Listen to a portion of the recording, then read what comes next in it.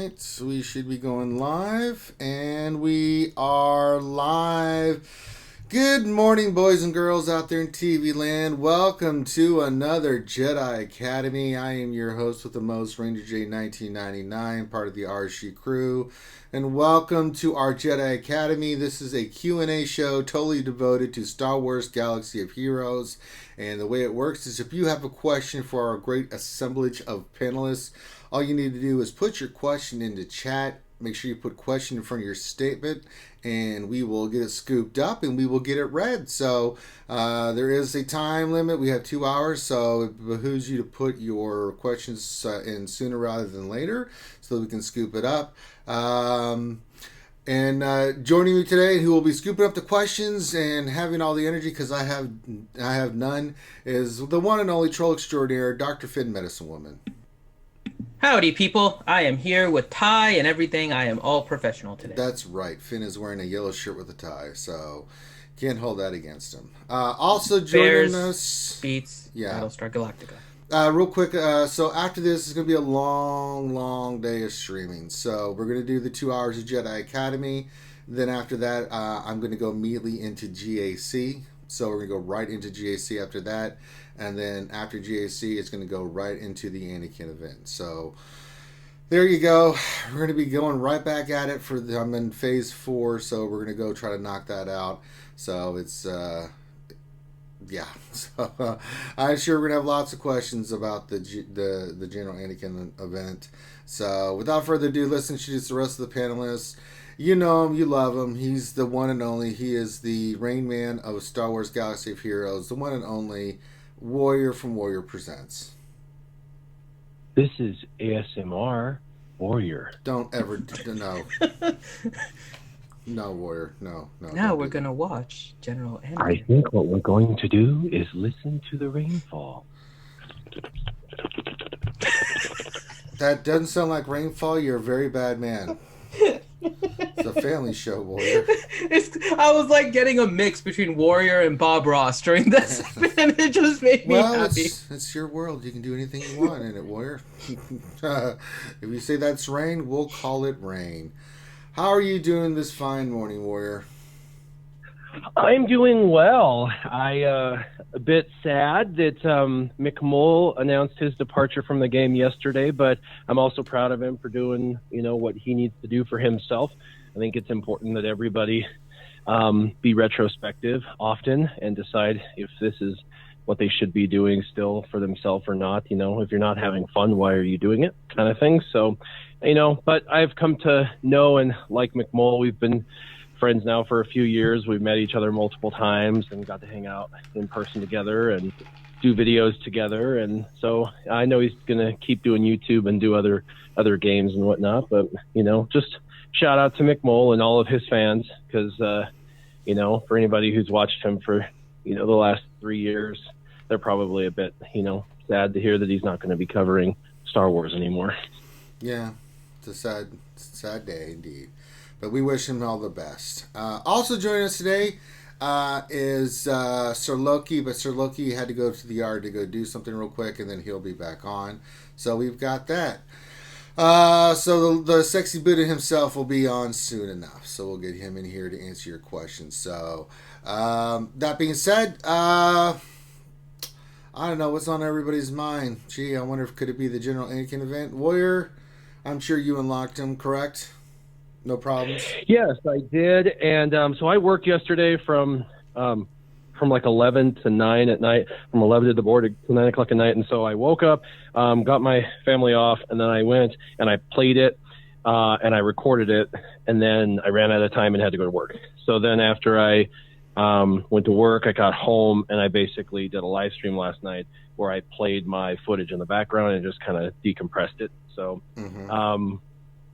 something I kind of, it's like a realization or an epiphany that I had, that the company actually has shot themselves in the foot is, that mods. So, remember back in the day when you get a mod that showed 5, every time it rolled, it would get a +5. Like it would either roll speed or not, but if it rolled speed, it was another +5, or if it was 4, it would be like +4, +4, +4. And so you kind of could get some consistency with your rolls. And it was kind of like well, speed was easier to get. It really was. Even though they say now it's a 25%. You know, if you can get anything over 12. Yeah, if you can get anything over 12, you're lucky. I haven't gotten anything over. I'm literally the highest mod I've gotten in 6 months is 12, and I farm mods every day. So sadly, the 12 came from an event, and that was the highest I've gotten in 6 months.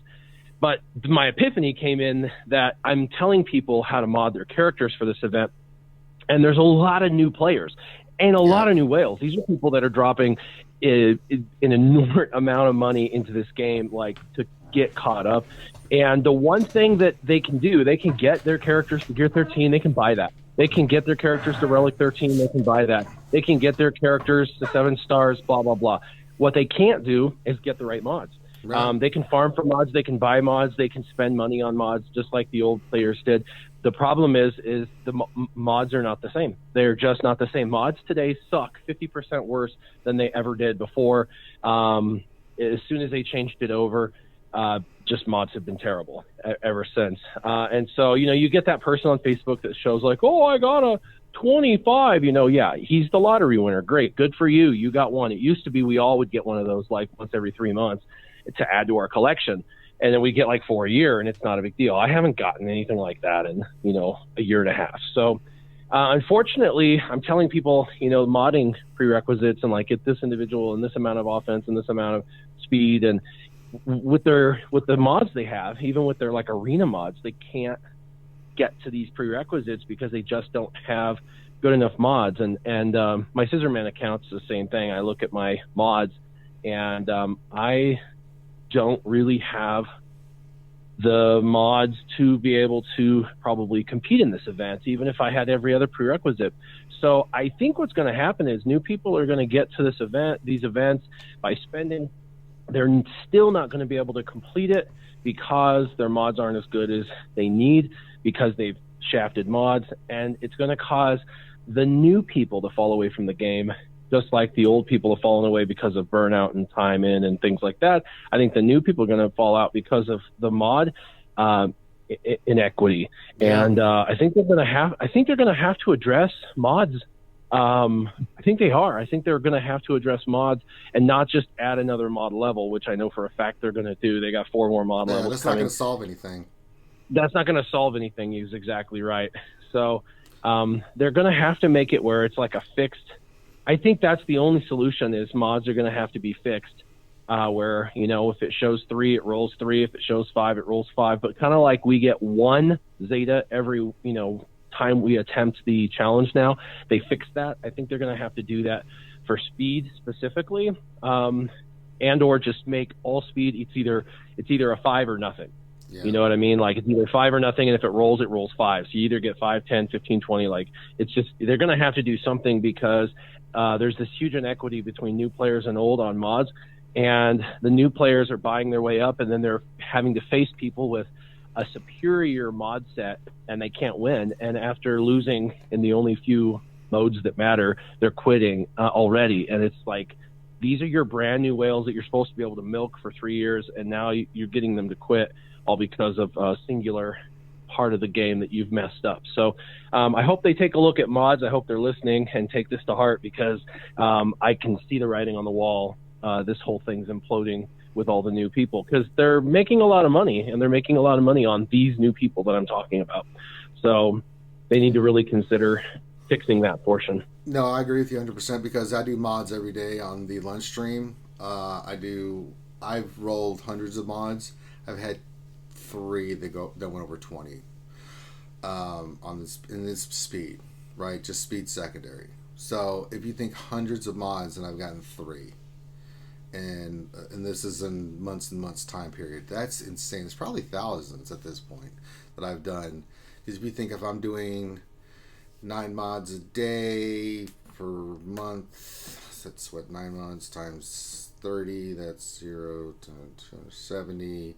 Yeah, that's a lot of mods, you know. So and that's counting, and that's not even counting the mods we get from the events and things like that I roll. So it's a lot of mods, and the fact that I'm not getting that, it's just, God. So I'm sure the questions are coming in hot and furious, Finn. I'm sure it's going to be about GAS and things of that nature. Let's just start doing it. Can I pile on the mods though? I want to pile on. Yeah, the pile mods. on the mods, man. Go ahead. I don't care. I'm so exhausted. Well, something else about this event too, when you're talking about the newer players, depending how new you are, there are some really big like Kraken new players, the ones that are really just trying to catch up and they're willing to pay and just boost their roster because they want everything, right? Endurance was a very interesting gate for some of those people because it's another one. Urs got. Well, okay, so Urs knows, and I think he would readily admit he just hasn't paid attention to ships. But Urs had plenty of time to get endurance, and I think it just made me think of Urs. That I'm not. Yeah, I know. I was like, oh, but there's other people that are new spenders that just haven't had enough time in the game to even get endurance to 7-star, and it's a few months, right? So anyone that's playing within just a few months, so it's not a huge time frame, but there are 6 months if you're doing everything perfectly, because I'm 2 events away from being done with endurance. Yeah. Right. So if you're a Kraken at that like new player level, and that's really kind of new player, you got gated with endurance. Like even if you had the mods, endurance is just something you couldn't get to 7-star. Nobody has negotiator at 7-star right now. So it was a very interesting gate that they put with endurance as well, just kind of limiting it so you couldn't even buy your way into the event if you had the opportunity to. But the other part of this too that bothers me about mods is you're right, Warrior, and I've said this quite a bit actually. Mods 2.0, with the way that they changed the leveling of the mods, was actually to me worse than all of that pre-crafting and everything that everyone was upset with, because your chance of getting higher speed mods went down drastically because only golds had a chance of hitting 25 at every single level. Versus previously, if you had any of like the purple or the blues or the greens, they had a higher than 25% chance to hit that stat because it leveled what was visible first. And so you innately had a better chance of getting your speed up higher. And when they changed it and allowed for slicing, anyone that sliced mods before mods 2.0 had a huge advantage over everyone else because they just managed to skip over a lot of the probability of getting speed chance. And so I agree with you completely. They need to somehow fix the way mods are. I wish they would just go back to the leveling that happened in mods 1.0 if they want to keep everything else the same, where it levels up the stats that you see first and then adds the other stats. I think that would be a huge help.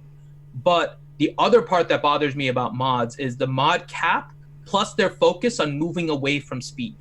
Because they have said more than once that they're looking to make it so that speed is not the only stat that matters. And so they've introduced characters where offense is hugely important and protection is hugely important and tenacity and health now with the way that protection up works. I mean, they're starting to introduce these. We just don't have the mod space anymore.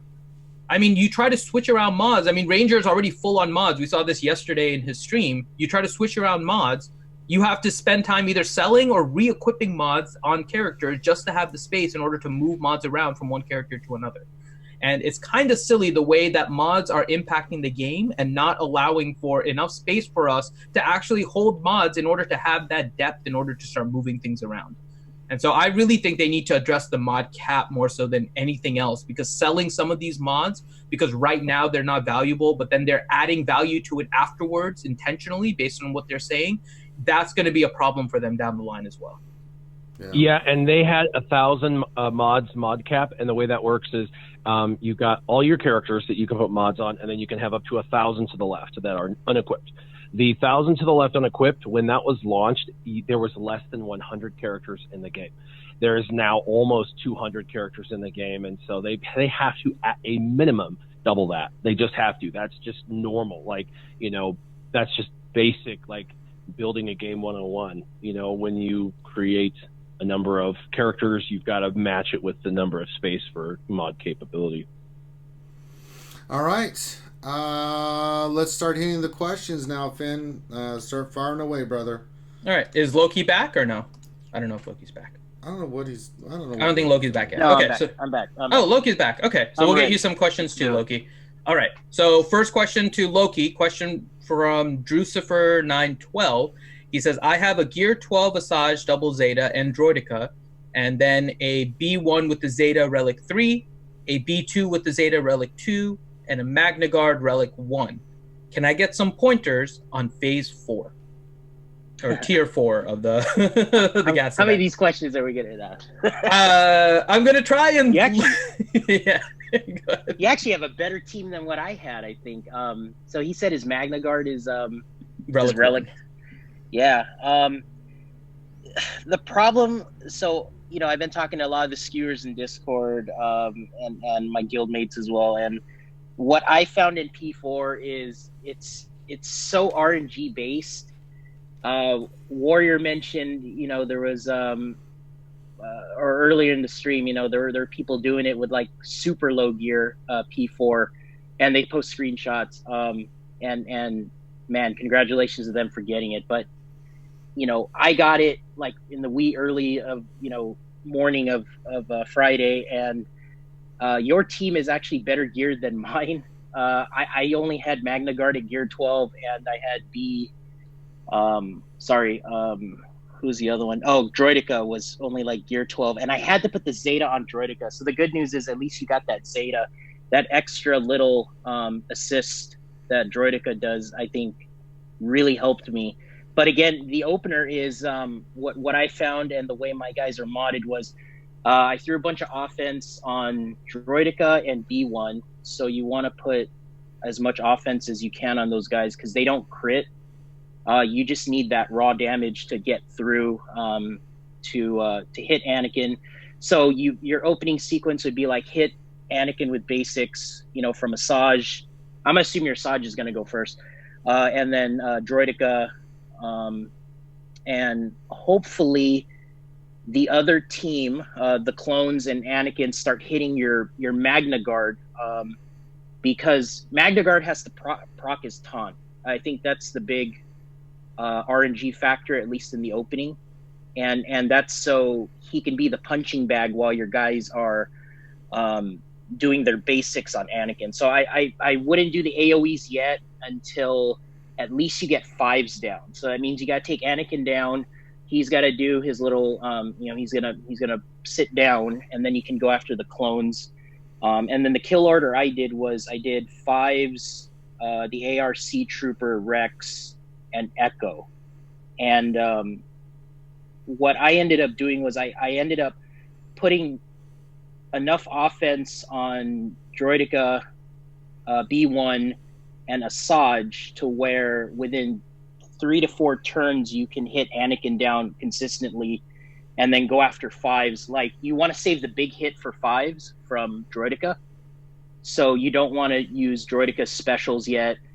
His roll-up shield, you don't want to use that yet until probably Echo throws the stun grenade, because if you do the shield too early, then Echo's gonna throw the grenade and then it might stun your guys. I forgot which tune does daze, but I ended up, if any of your guys either got dazed or stunned, I restarted the event. That was just bad RNG in the very beginning. You want B2 to proc his 100% turn meter as much as you can, so then you can also hit Anakin with basics from him. So again, that's just extra damage. Good RNG would be he would proc 100% turn meter every time the other clones or Anakin was attacking another tune on your side, and then you can go in with the basic. But the first time Anakin goes down, I found if you can get 2 clones down, I think you're in really good shape. At the very end, when I took down all the clones, it was just Droideka and it was Anakin, and you hopefully have the shield on cooldown or ready to go immediately after you take out the last clone, which is probably Echo, and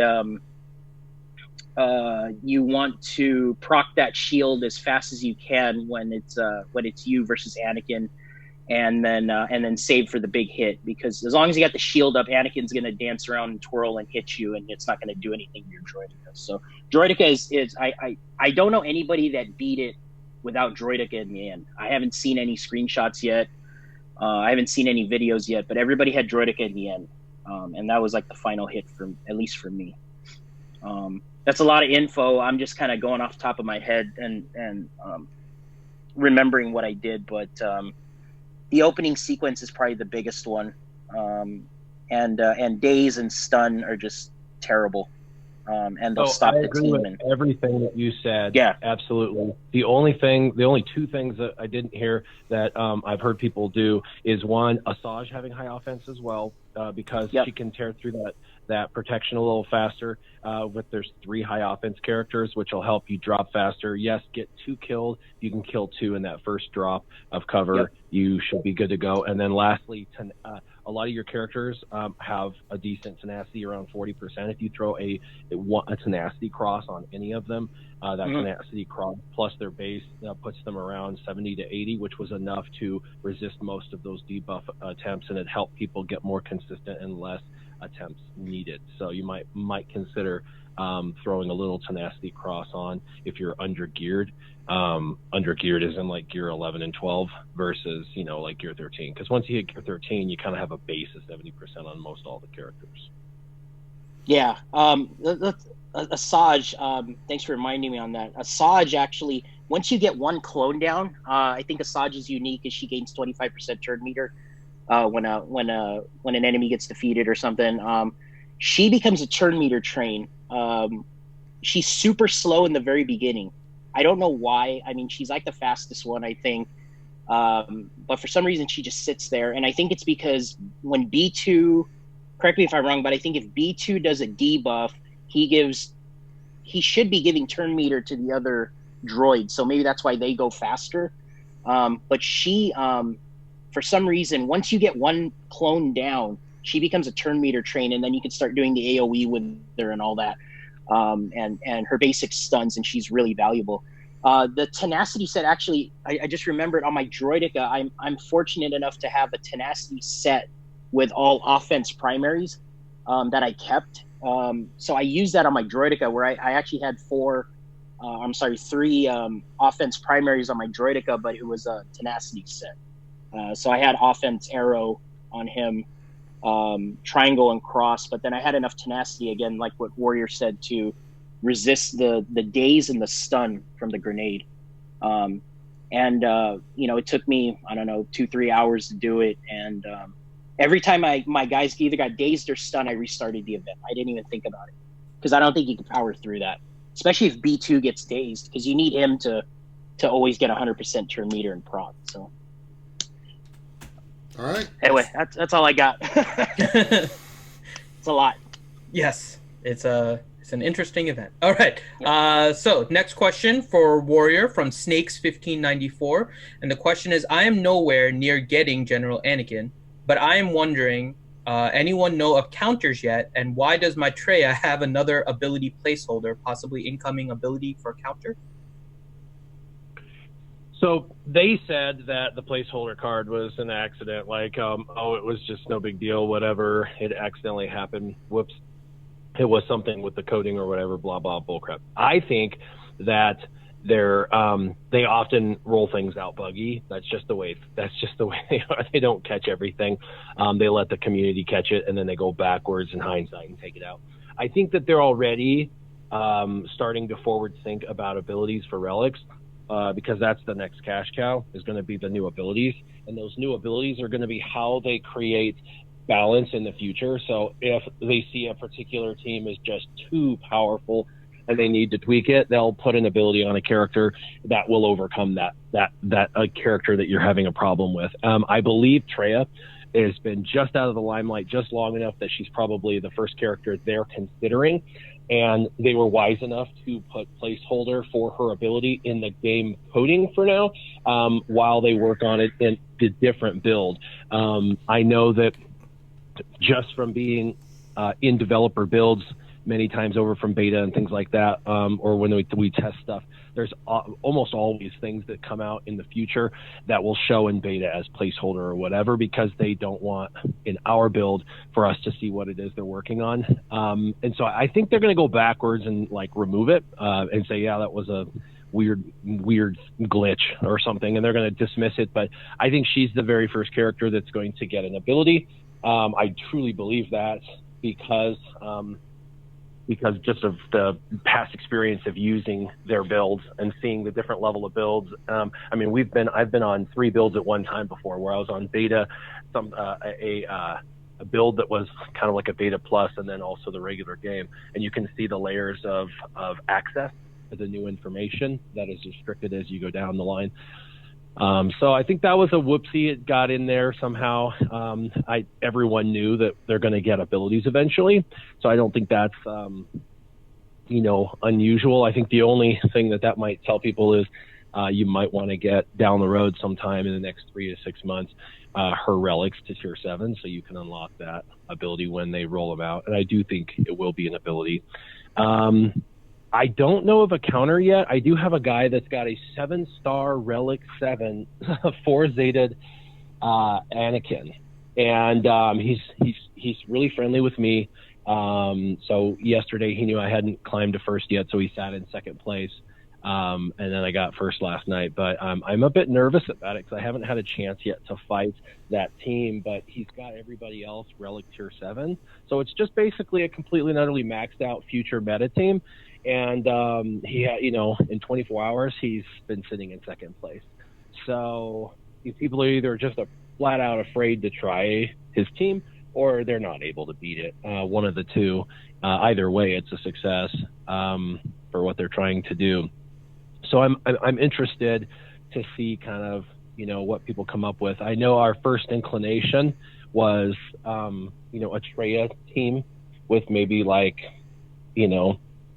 I don't know, the Triumvirate plus a couple, just to try to, weather the storm and then start annihilating people and go back to that old meta of just annihilate. But there's a lot built in there that counters Traya. For example, Rex, he allows all of them to reduce their cooldowns naturally. So increasing cooldowns is a moot point. And I think they were looking enough forward thinking that they knew that. The debuffs that are lockable, such as, fracture and isolate, can be cleansed. That's forward thinking. They definitely were like, what can counter this? Oh, well, how about this? Well, let's just build that into his kit that can't happen. They do this every time. So I honestly don't know what is a counter for this team. The first inclination for a lot of people is, the Triumvirate, because a lot of the damage that they do isn't going to be enough to kill a Traya lead team, with the exception of Rex's super mollywop that he does for like 500,000. That is the problem. It's like they have a triumvirate built into their own team. So I don't know. I see it as being pretty meta dominant. What I also see is it being really, really, really annoying to have to do a mirror match once that comes up. And for a lot of people, there won't be a mirror match capability. And I can tell you, for the first 3 months of, for anyone who got Malik the first time around, those first 2 to 3 months, we stayed in the top 10 because of Malik. There was no dropping below the top 10 because there was only 10 or 20 people that even had him. And, we had him at different levels of modding, and some people just couldn't overcome mine because of my modding, yada, yada, yada. So, it took almost 6 months before he came around again and people got him again, that I started to drop out of that top 10. And when I started to drop out of the top 10, I just switched to clones. So I was like, well, if I'm going to have to climb anyway, I might as well have fun doing it. So I swapped to clones. I'm glad I focused on clones. But to answer the question, I can't answer the question because I don't honestly know what the counters are. I think it's supposed to be built that it's kind of counterless. I think there's going to be some creative weirdness that comes out of this, just like the weird droid team that came out of the necessity to kill, the Revans and Maliks. And so, well, time will tell. All right. Next question. Okay. Next question for Loki from C Dangers. C Dangers. Question: I have 35,000 guild event tokens and will unlock Malik in a couple weeks. Should I save tokens for General Anakin Skywalker next time he comes? So does he want to? Yeah, he's going to unlock Malik. Yeah, so he's going to spend on Malik, but I think he's wondering whether or not he should save on gas or whether he should use gear. Save on gas or use gear. I would shoot. I mean, again, it all depends on where you're at in the game, but in my opinion, I would save for General Skywalker at this point.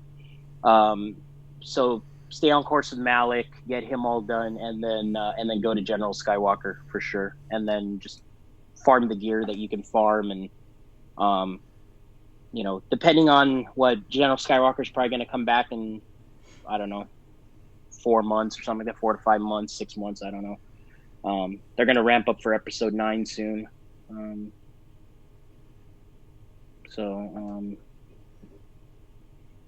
Yeah, I would still save for General Skywalker. That's what I would personally do. But again, it depends where you're at with your account. If you just have that one piece of gear that you need, maybe you can farm that after you're done with Malik. But it's always a good idea to hoard, and so you can get your General Skywalker when you unlock them, up to 7 stars.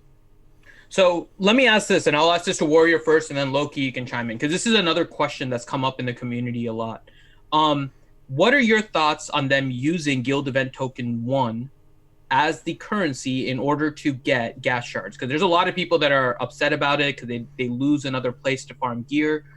So what are your thoughts of the Guild Event Token 1s being the currency for it, Warrior? Well, I think that what I think doesn't matter. I think this is the future, you guys. Every other store that they have a ton of characters in, and they've already said a plethora of times that they're not going to change the other stores. The other stores are what they are. It is what it is. You like it or you don't, deal with it. And they've been very consistent for 2 years. Those stores have not changed at all. The last edition of anything was pretty much Phoenix, Rogue One, and a few other, just a couple others after that, and that, we're talking a couple years ago. And then since then, they said it's going to stay the same, and it has. And so where can they put these characters? Well, the nodes, which are already packed full, and they're having to rearrange constantly for every new character. So what are they doing? They're building a new store. They're building a new store where you're going to get all your premium characters from. And currently there are 4 characters now competing for that currency, the get currency. That's going to be your Hermit Yoda, your Wampa, your Malik, and now Gas is his nickname. That's awesome, Gas. So Farty Pants and everybody else are now in the new store. And I can see them just bringing out new characters until there's about 9 to 12 in there that you're going to have to. I think the future in 2 years, people are going to be like, oh man, I've got, 20,000 of this get currency. Who should I buy? You're going to have to prioritize. You're going to have a farm list. You're going to have to decide, do you even have the ability to get a couple of them unlocked? If you do, then great. But some of them are purchasable immediately. And I think some will drop in there as purchasable immediately, and some will drop in there as someone you have to do an event to unlock and then finish off. And so do I like a new store? Not really, because this is a massively controlled store. It's not like you can earn this currency easily and then just buy these things quickly. It's currency that comes in but doesn't come in nearly as hard and fast as the other currency. So it definitely bottlenecks those characters much harder. I mean, in my Scissorman account, I can't even get Malik or Gas. Yes. I can't even get him. So, Skywalker. So I'm only going after Wampa and Hermit Yoda. So it is what it is. I think this is the future store that the things are going to drop into. They've got a new ARC character coming in. I think he'll come Marquis. And then there's a chance that they'll put Marquis for unlock and then put him in that store as well, and make you choose even further. So I just think this is the direction they're going, because they've determined that other stores are full, and so they're going to start building new stores. They built the Get 1 store, now they're building a Get 2 store, and don't pass it up. I am positive there's going to be 9 to 12 characters eventually in the Get 2 store as well. And you're going to have multiple stores with that currency that you're going to have to pick and choose. They're just at the beginning of rolling out characters into those 2 stores. So right now it's General Kenobi. And if for anyone going after his ship, you're blessed, because I do feel that future characters are going to drop into these 2 stores. And these are the stores that will be filled, with the best of the best characters that are coming out. And then the rest will be put on, nodes and shifted around. All right. Loki, any other thoughts? And then I got a clarification on the question for you as well. Oh, no worries. I agree with what Warrior said on everything. The only thing I'll add right now is it's getting the tokens. I don't like that now I'm sure guilds are having conversations on whether you go back to Hoth and get more get one to Yep. get gas, and or you stay the course with GOTB and just keep getting get two, and then you lose out on more get one. So I don't like how they're doing that right now. I understand that it was said that they're looking into other ways or other guild events that we could do as a guild and earn get one or get two. But they need to figure that out because it could potentially be, if the lower guilds are getting more 7-star gases on their map for territory war, that could be a deciding factor for winning a lot of those battles. So I think they need to figure out how the higher guilds that are doing the dark side GOTB right now, like I feel like we're being penalized, not getting the get one tokens that we should be getting for the time that we're investing in those events, or they need to come out with more events. That's pretty much how I think they're going to justify keeping guilds around right now. We've said it in the previous streams where a lot of these game modes like GAC, right? It's like a solo event, right? They haven't come out with any new guild events yet other than just reskinning territory battles. So hopefully this means that they're going to come out with more guild events and guild focus competitions and stuff like that, which would be fun. All right, and then clarification on the question for you, Loki. The question again, 35 guild event tokens. I will unlock Malik in a couple of weeks. So the question's actually asking, should I work on Malik with the currency or should I save it for General Skywalker? No, I'd go Malik first. You definitely still need Malik. He's good. He completes that Sith Empire team. So, I mean, you definitely need to get him. And then I would worry about General Skywalker later. If you unlock him this time around, congratulations. But General Skywalker is just looking like that kind of a tune that you need him at 7-star, Relic 3 and up for him to be really potent. But Malik, as we've seen, I mean, there's still 5-star Maliks that are climbing Arena. And he's just really good with that Sith Empire team. So I would stick with Malik. Okay. Next question then for Warrior from Jedi Training Bogus. And the question is, Relics have changed Grand Arena Championships now. As a former Kyber Club member, I feel I can't hit Kyber anymore. What advice would you have for a player trying to balance their options? Oh, geez. Relics are positives and negatives for sure when it comes to Grand Arena. On my Scissorman account, I've been able to get a couple key characters to a Relic tier and be able to sparse them out to a couple of teams and really take each team to the next level and compete at a high level. And I hit Kyber last time, and I think I'll hit Kyber this time. So on Scissorman, I think that it's been a benefit. Because you can tweak just a couple key characters and it really make a huge difference in your roster. Counter that with my Warrior account, I no longer enjoy Grand Arena. I still participate because I feel weird not going in and doing my battles, but I don't really put a lot of effort into them and I lose pretty much all the time. And when I say this, I'm saying this because like when you go in and look at my defense and their new teams, I've seen what other people are building on defense. I'm not an idiot. I can mirror theirs, or I can go with what Team Instinct has got as defenses and all sorts of stuff.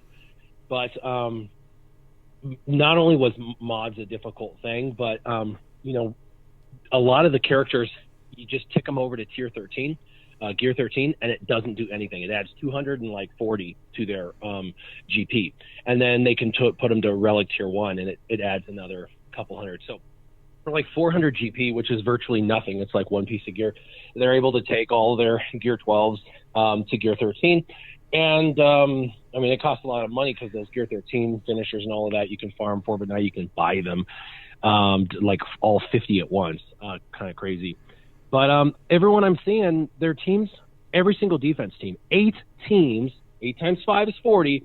All 40 characters on defense are Relic tier 1 or above minimum, with the majority of their teams being Relic tier 3. There is no counter that I use that works anymore with any team. And I don't have all of my defense relic tier 13. So matter of fact, I have less than a third of my defense.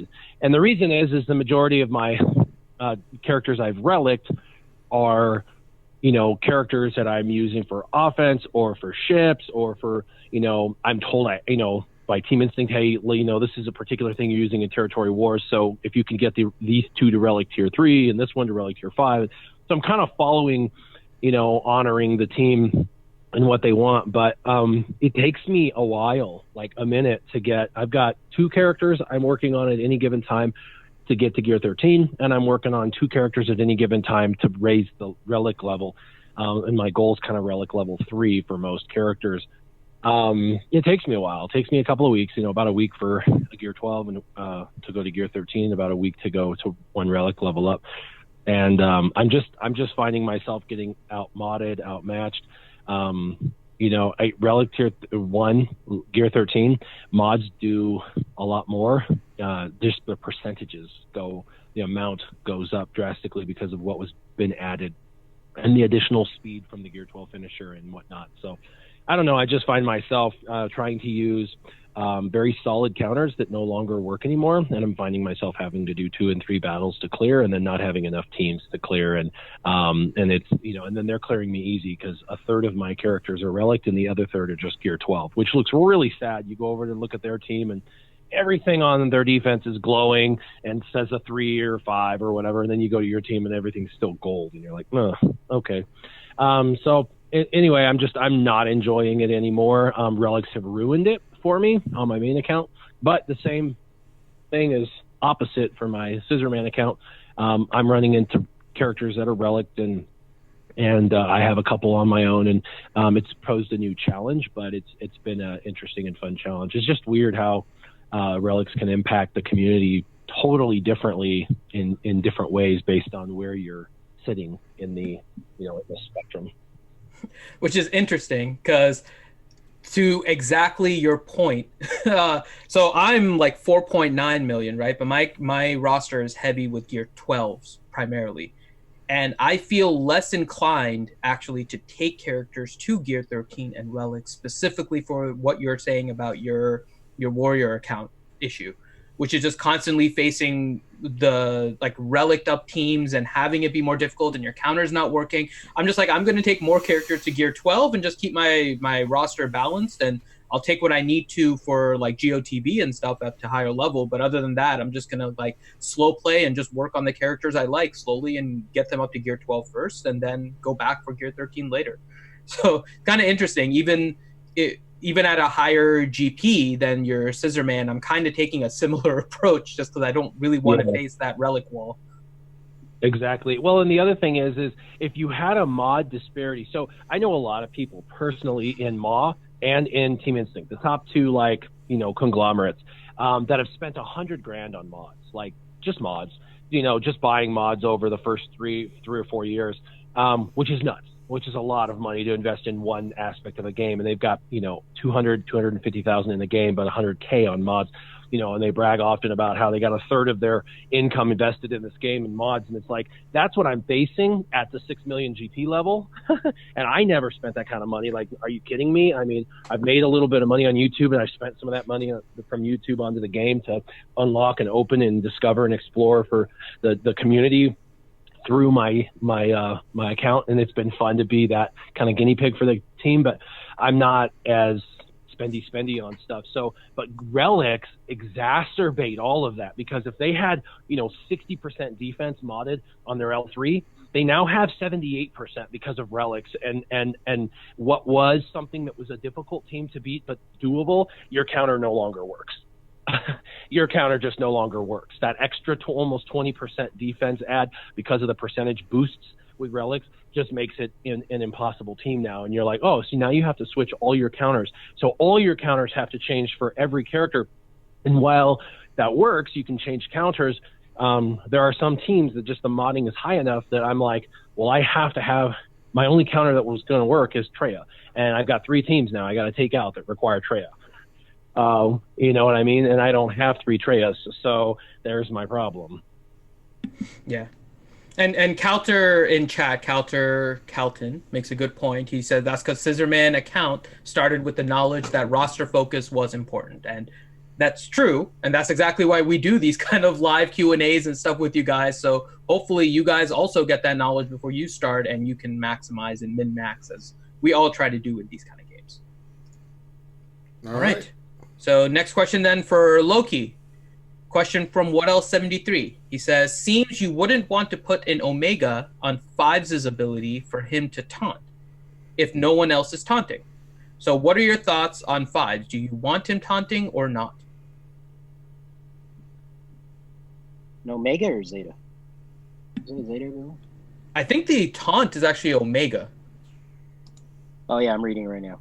Yeah. Yeah, you definitely want him taunting. I fight this team in GAC, man, and it's a pain. I mean, there's like one team that counters it. It's probably just like a trail lead or something, but it's annoying if he gets taunt up, especially if so the team it's Rex, Echo, Shock T, Barris, and Fives, right? So everybody's running that team in GAC if you got it, and it's super annoying to fight. And if you just can't get through it, then you just get pummeled by their Fives, and Fives has his retribution, his counterattack, and the way I'm seeing people modding Fives now, especially if he's like Relic 3 or 4 or 5, is they just shove a bunch of offense on him, and the dude double taps you for like close to like 5k 6k a hit, which is a lot for him. He doesn't hit very hard, but I mean, if you stack like 3,000 offense on him on top of what he's got, he's gonna have like close to 7,000 physical damage, which is still pretty bad. So you're forced to attack him, and then Xeris's Zeta kicks in, and he regains all of his health, and it's just a wall. And then Rex charges up and does his thing. So that's how that team works. So I would say that the taunt's still good. Mm-hmm. Yeah, and I think the goal, right, Loki, is to basically try and buy more time for Rex, like you're saying, right? So you can get his Annihilate. So you want Fives to taunt and protect Rex. So Fives can be tanky as all hell when you start modding him and everything. He just doesn't die because he double counterattacks. If you have speed down, he health steals like a mofo. I mean, it's crazy, his survival. I hate to say it too, but that there's still the Fives bug out there where you kill him somehow, and then he's magically back up in the roster when the battle ends. So people are putting it on defense, and they're rolling the dice if the opponent that's going to attack their clone team gets sucked up in that bug. So it is what it is. Maybe it's the taunt that's doing it. We don't know. I mean, CG said they don't know what it is. So and they're looking into it. But in the meantime, you got a bug team on defense that'll get a guaranteed hold if that bug kicks in. So go for it. Yeah. So Treya and then CLS. Those are the only two that I really know that counter that team. Yep. Yeah, it's tough. All right. So next question then, Warrior. Question is from Matthew 1908. He said, I'll wait another week to see some footage, but what is your opinion? Is it worth it to gear up General Anakin Skywalker or buy his shards now, or wait until everything is ready for 6 or even 7 stars? I've said this probably 1,000 times. It's kind of a warrior-ism, and that is that you should always lean in on what you know versus the unknown. We can theory craft all day about what's coming, and people ask about this, about the negotiator. Should I save or should I buy negotiator? I'm going to say the same thing with this as I would the negotiator. Buy what you know. You know the negotiator's here. You know the General Anakin's here. If you have him unlocked, get him leveled up as fast as possible. You're doing yourself and your team a disservice by just sitting around and whoa, hello. I'm like, that sounded like an iPhone. I don't have an iPhone. But anyway, I just think that if you know something in the game, you should probably lean in on what you know versus what you guess might be. The only time after that is once you have him 7-star, once you have General Kenobi 7-star, then just go into straight horde mode, which is something that I'm stupid. I've been getting a ton of that get currency I had like 40,000 of it, and I was like, oh man, I got so much. I'm getting near 50K. Like if they dropped another character, I could almost 7-star right away. So I started trying to focus on getting a few more characters to gear 13, and there's just so much gear in there now that's really good that I can pop these characters to gear 13. So I started using, I used almost 20,000 of that get currency on getting characters to gear 13 that my Team Instinct was asking me to do without having to spend money. So I was like, well, this is going to be win-win. They get the gear 13 characters they want in my roster, and I don't have to spend anything, and I can get all this really premium gear. And then General Kenobi lands. I also pulled the stupidity of, I had 3 Zetas saved, and it was just burning a hole in my pocket. So what did I do? I put a Zeta on BB-8, the taunt Zeta, and also a Zeta on the second Zeta on T3. And I don't even use that team. I'm just like, well, I guess I'm just going to waste my Zetas. And then he comes out the next day after I put those 2 Zetas out. And I'm like, are you kidding me? I did this to myself. I intentionally spent the currency I needed and dropped the Zetas I'd been saving. I don't know. I can save for so long. I tell people to save, but, it's harder to do as I say. So do as I say, not as I do. That's called science, boys and girls. And now you have a Grievous Nuke team if you want it. Nah, that's right. I say Grievous Nuke. Nah. I do. Or it's like, I do. Shut up, Ranger. He doesn't seem enthusiastic about it at all. All right. All right. Next question then for Loki from What Else 73. He says, seems I am facing people going heavy offense more often in Grand Arena Championships. The problem I see is that would cause more RNG to be a bigger factor in winning than if most did stronger defenses. What are your thoughts? In my bracket, they're the opponents, like my last opponent right now, he went all, he's still putting purple. I mean, the dude's a big whale like me, right? I mean, he's got like 5.8, 5.9, and he's still putting purple tunes on defense. So that tells me he's kind of cheesing the defense. But I'm noticing now what people are doing is they're looking for those value teams to put on defense that'll kind of chip away at your protection to kind of lower your score, right? And then on the same note, they're keeping their value tunes, and what I mean by that is, my guy kept his Malik on offense, so he laid a Sith Empire team with no Malik, and I'm sure what he did was he took like a single Malik in against one of my teams and got like 64 points, right? That's what they do. That's called science. So there's just it is what it is. And it seems like you're more rewarded in this game mode for offense. So, that's the 3v5. I mean, you can use trio against most teams and kind of whittle it down and then annihilate, and then you get the bonus points. So there's that factor of offense, and that's what I'm also seeing in my bracket. So I'm kind of on. I agree with Warrior. I'm losing a lot, and it's not because I'm not putting a strong defense. It's because my opponent is putting a weak defense, so they keep all the value on offense when they go in, and that's the way the game is until they change up the mode somehow. I heard they're going to add ships, or maybe they're going to go back to 3v3. This is just something you have to deal with, and if you got the time, you got to scope out your opponent's roster and just kind of counteract that. So. If you both lay down really light defenses and then just go in with the value tunes, then it becomes an efficiency game. So that's what I'm noticing now. Some of my opponents, most of my opponents actually do it. I reach out to some of them and say, hey, what, are you going to, if you want to do, you can kind of just talk to them and, excuse me, and figure it out. I mean, you just look at their roster and you'll know right away if they're going to put a weak defense or not. So yeah, it's kind of, I don't know. I have mixed feelings about it. I haven't changed the way I play. I like to put heavy defense down and try to practice myself, but there's guys out there that'll, that their whole purpose to beat you is they're going to find a way to go 3v5 or 1v5 on you to get those bonus points. Yeah. It is what it is, and for me, on my JAC, I'm Division 1. I mean, the teams I put down on defense are no joke teams. They're really, really good.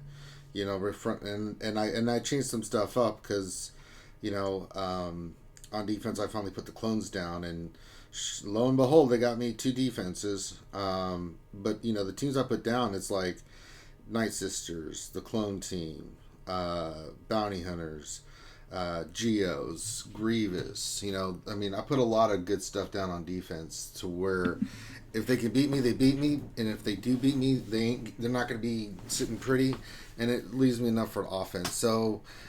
Yeah, but you have to understand this game the feats are all associated with offense to get more points, not just for the victory, but for getting a lot of the feats done. They give you additional feats, especially if you're trying to go for Kyber. So it's just kind of the way they're going to be doing it from now on till the foreseeable future. All right, Next question. All right, so Warrior, next question from Leonardo de Maculangan.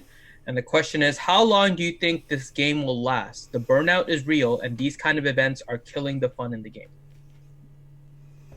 Well, like I said, I think the game can go. I mean, I've seen some mobile games that are dead that are still going. 6 years later after they came out.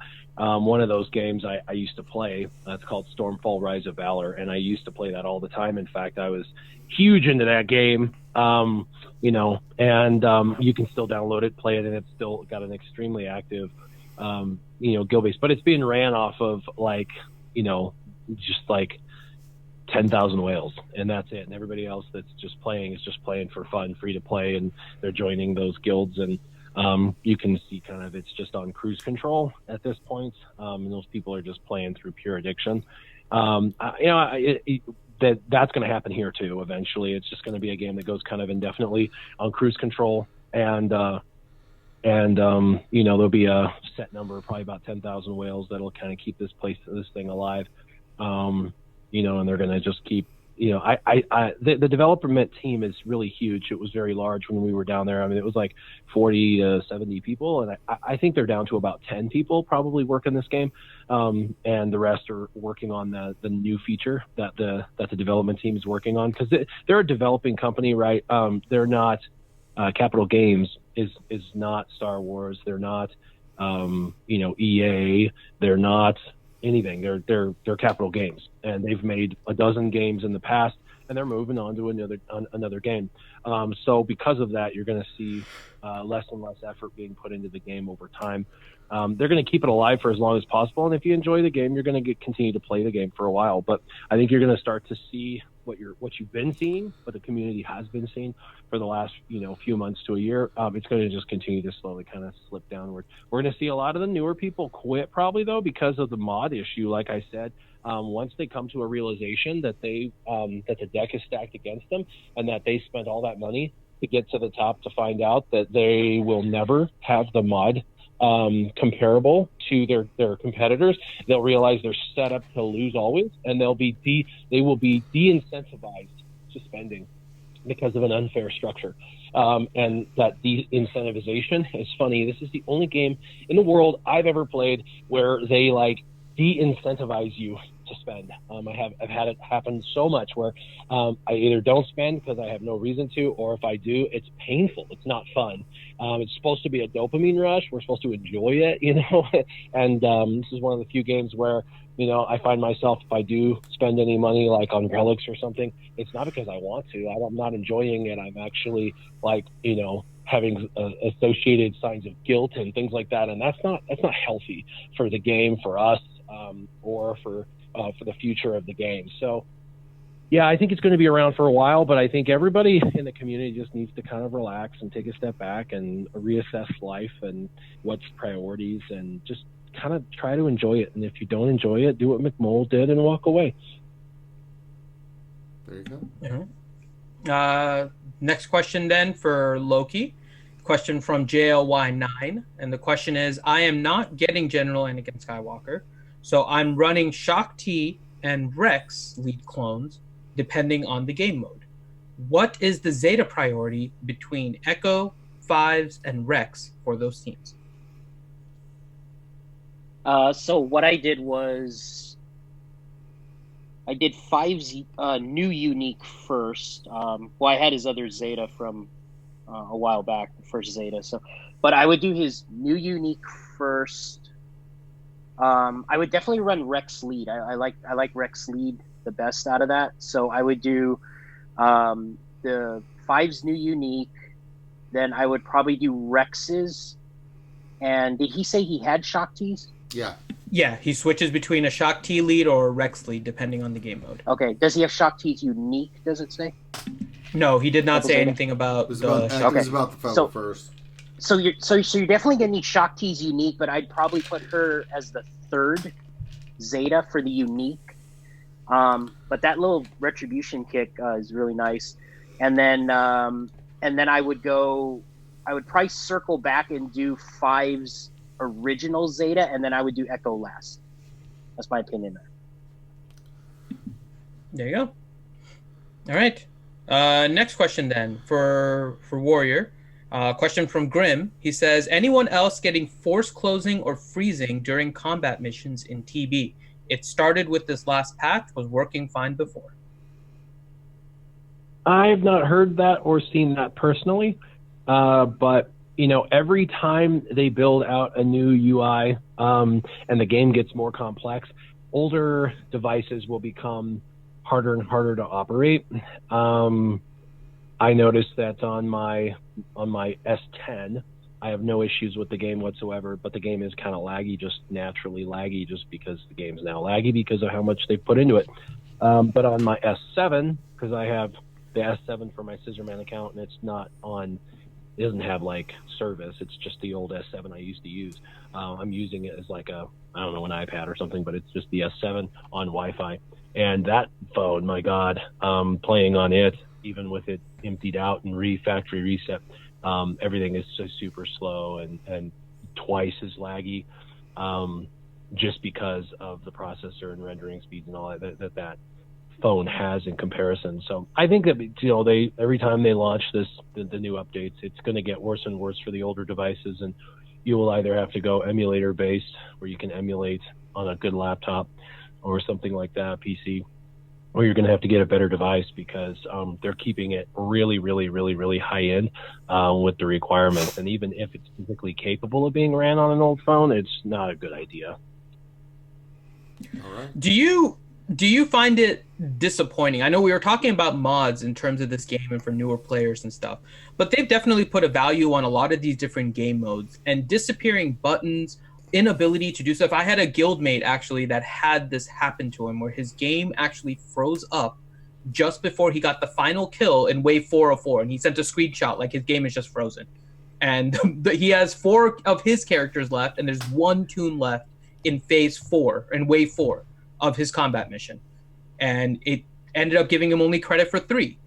And if they're emphasizing all of these different game modes, and they have so many bugs with actually just playing the game, forgetting even content-wise with mods and everything, doesn't that seem kind of disappointing, especially with them trying to lead into this big push with episode 9 and everything, where the game doesn't even work correctly sometimes for some of these game modes? Well, I don't know, because it's the deal. There's another game that I play on the side on my phone. I don't play it nearly as much because, well, it's an awesome game that doesn't require me to play a bunch. I can play it when I want. I can let it down for a week, or I can pick it up and play it every day for a week. And that's Blades. Blades is a really, really, really fun game. However, Blades is probably the coolest game in history on a mobile device, and what comes with that huge UI pack is a prerequisite to have like an S10 or an i10 or better.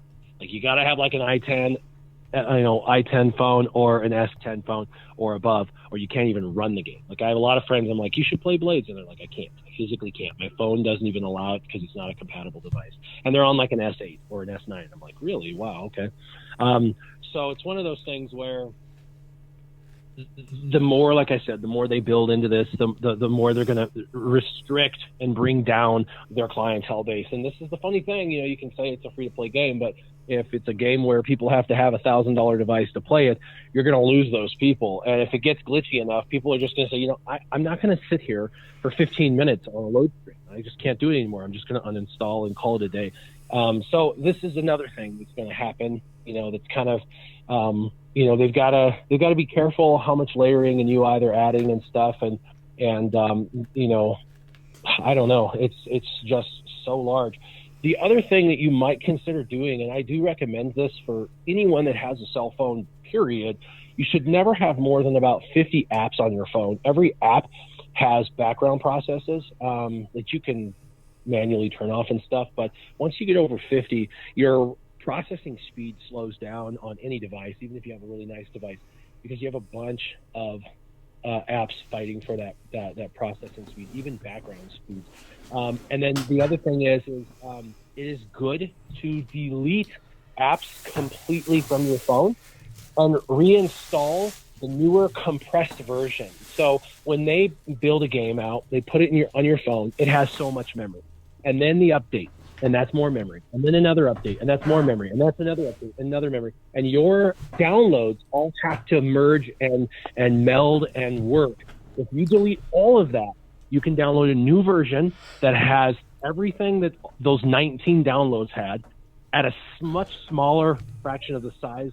It saves your space, and it's going to work more cohesively. I can't tell you how many times they did a new UI boost. I downloaded the update, and then I had glitchy issues. I deleted the app and downloaded a fresh singular download that's an eighth of the size that has all of the information, and all of a sudden some of those glitches went away. I think a lot of people don't realize that just deleting an app and reinstalling the most up-to-date current version not only saves you space, but also gives you cohesiveness with because when you've got a game that's got 19 downloads, it's having to communicate all of that information, and the more downloads you have, the more it can miss between doing what it's supposed to do and not.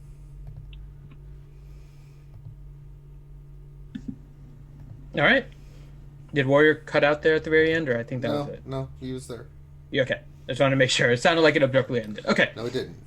All right. So next question then for Loki. Question from Kobe-Wan. He says, do you think CG will learn, and he put indulge me, from this event what we find fun and don't in these events? Phase 2 is tough but has a clear fun strategy, but Phase 4 is bang your head on a wall. It's an RPG Bang show, your man. head! And it's you see the guys on Reddit with the super undergeared. I saw that screenshot was a clear with P2. He cleared P2 with a Gear 8 Shock T and a Gear 10 C3PO. And we just watched Ranger play that event for 10 hours yesterday. And he's got gold and shiny dudes, and it took him a while to get that P2 down. So I don't know how the RNG swings that drastically. It's crazy. A Gear 8 Shock T will get one-shotted in P2. There's just, and I don't know how you do it without it. I don't know how he did it. I don't know. It's weird. Without video, I tend to believe that someone's using an APK hack. I'm sorry, but if without a video proof, I'm like, because you play it and you're like, yeah, I've got a 100,000 health pool, and she got killed after 3 hits, and they've got a 22,000 health pool and they're surviving the entire battle. F that. It's not happening. They're either cheating or they're the luckiest man alive. And if they're the luckiest man alive, why would you not record the luckiest man alive run? I mean, it doesn't make any sense. So for anybody who's doing it with undergeared stuff, you really should learn how to record stuff and record it.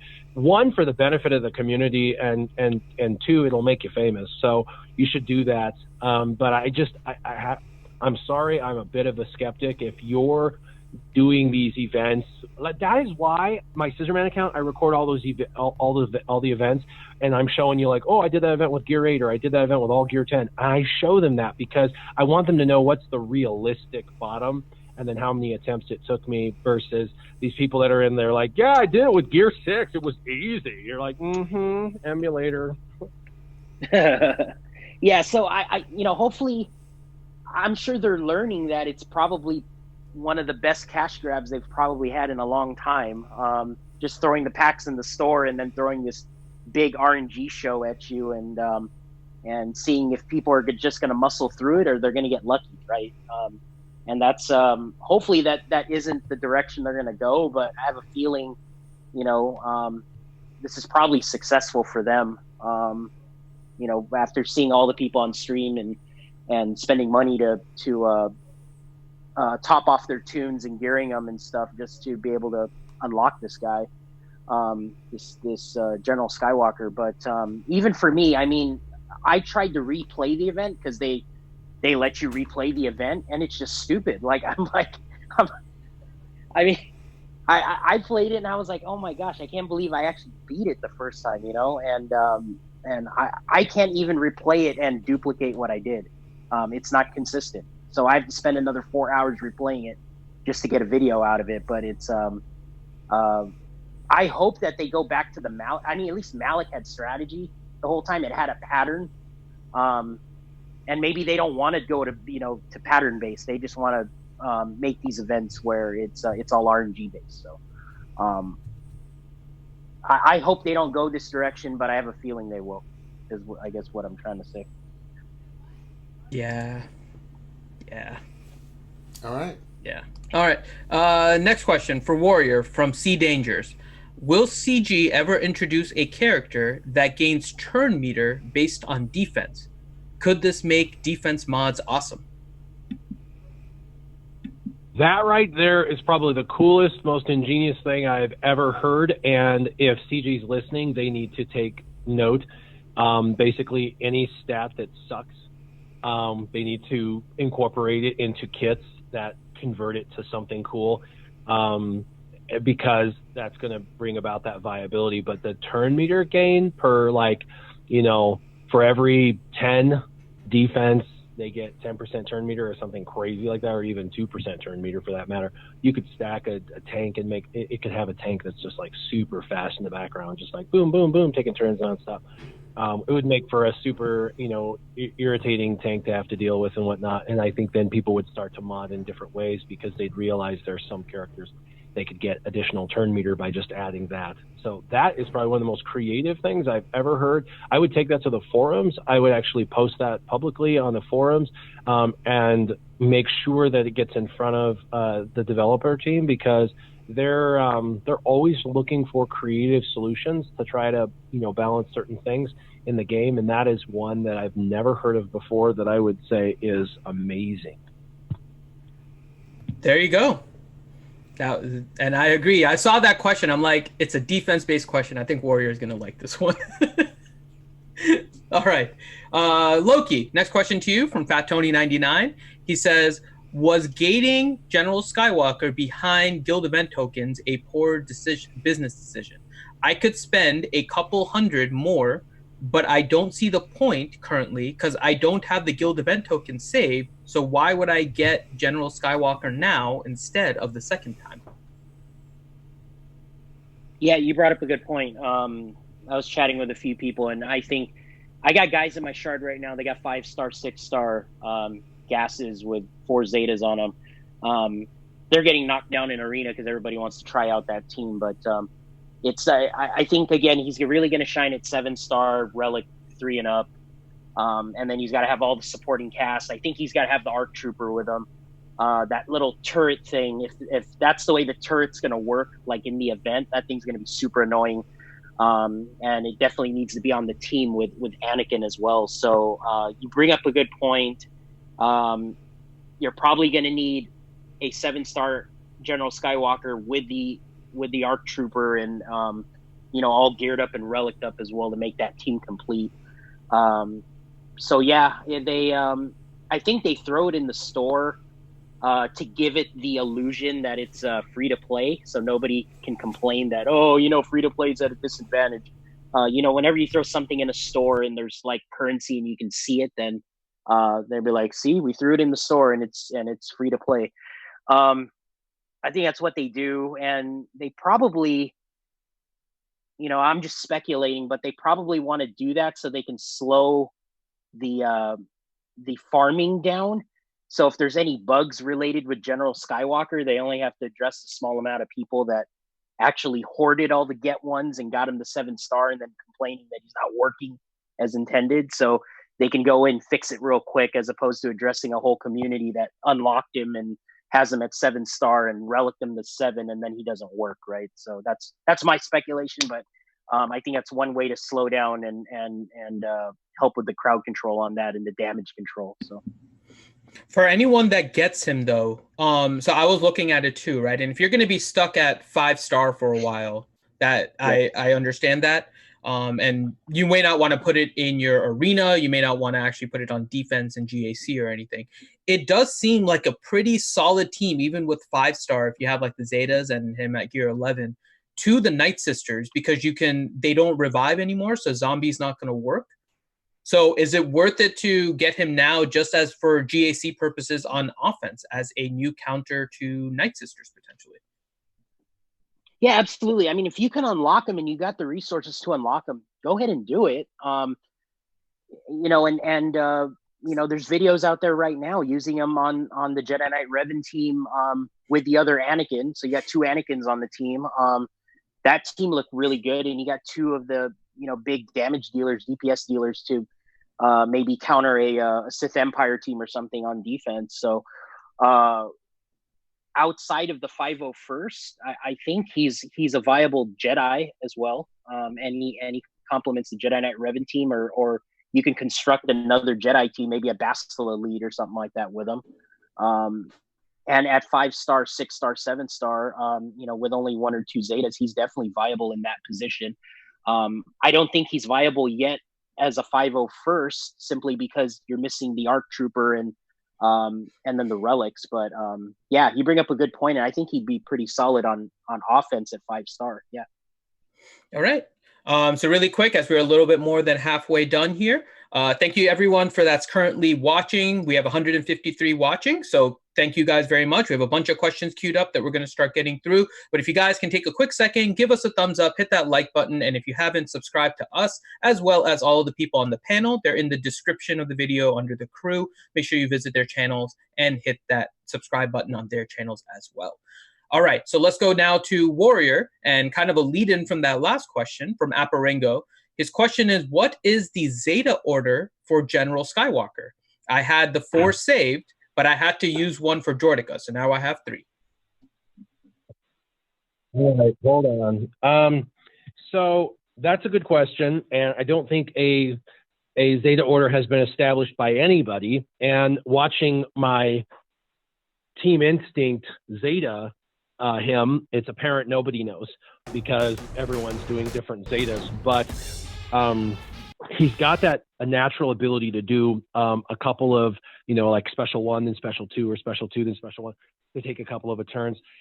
So the first thing I would do is his leadership ability. I think anytime you can get a leadership ability, it's important because it affects the entire team. So that's really important. That's the first Zeta I did, and it's the only Zeta I've done so far. So General of the 501st. After that,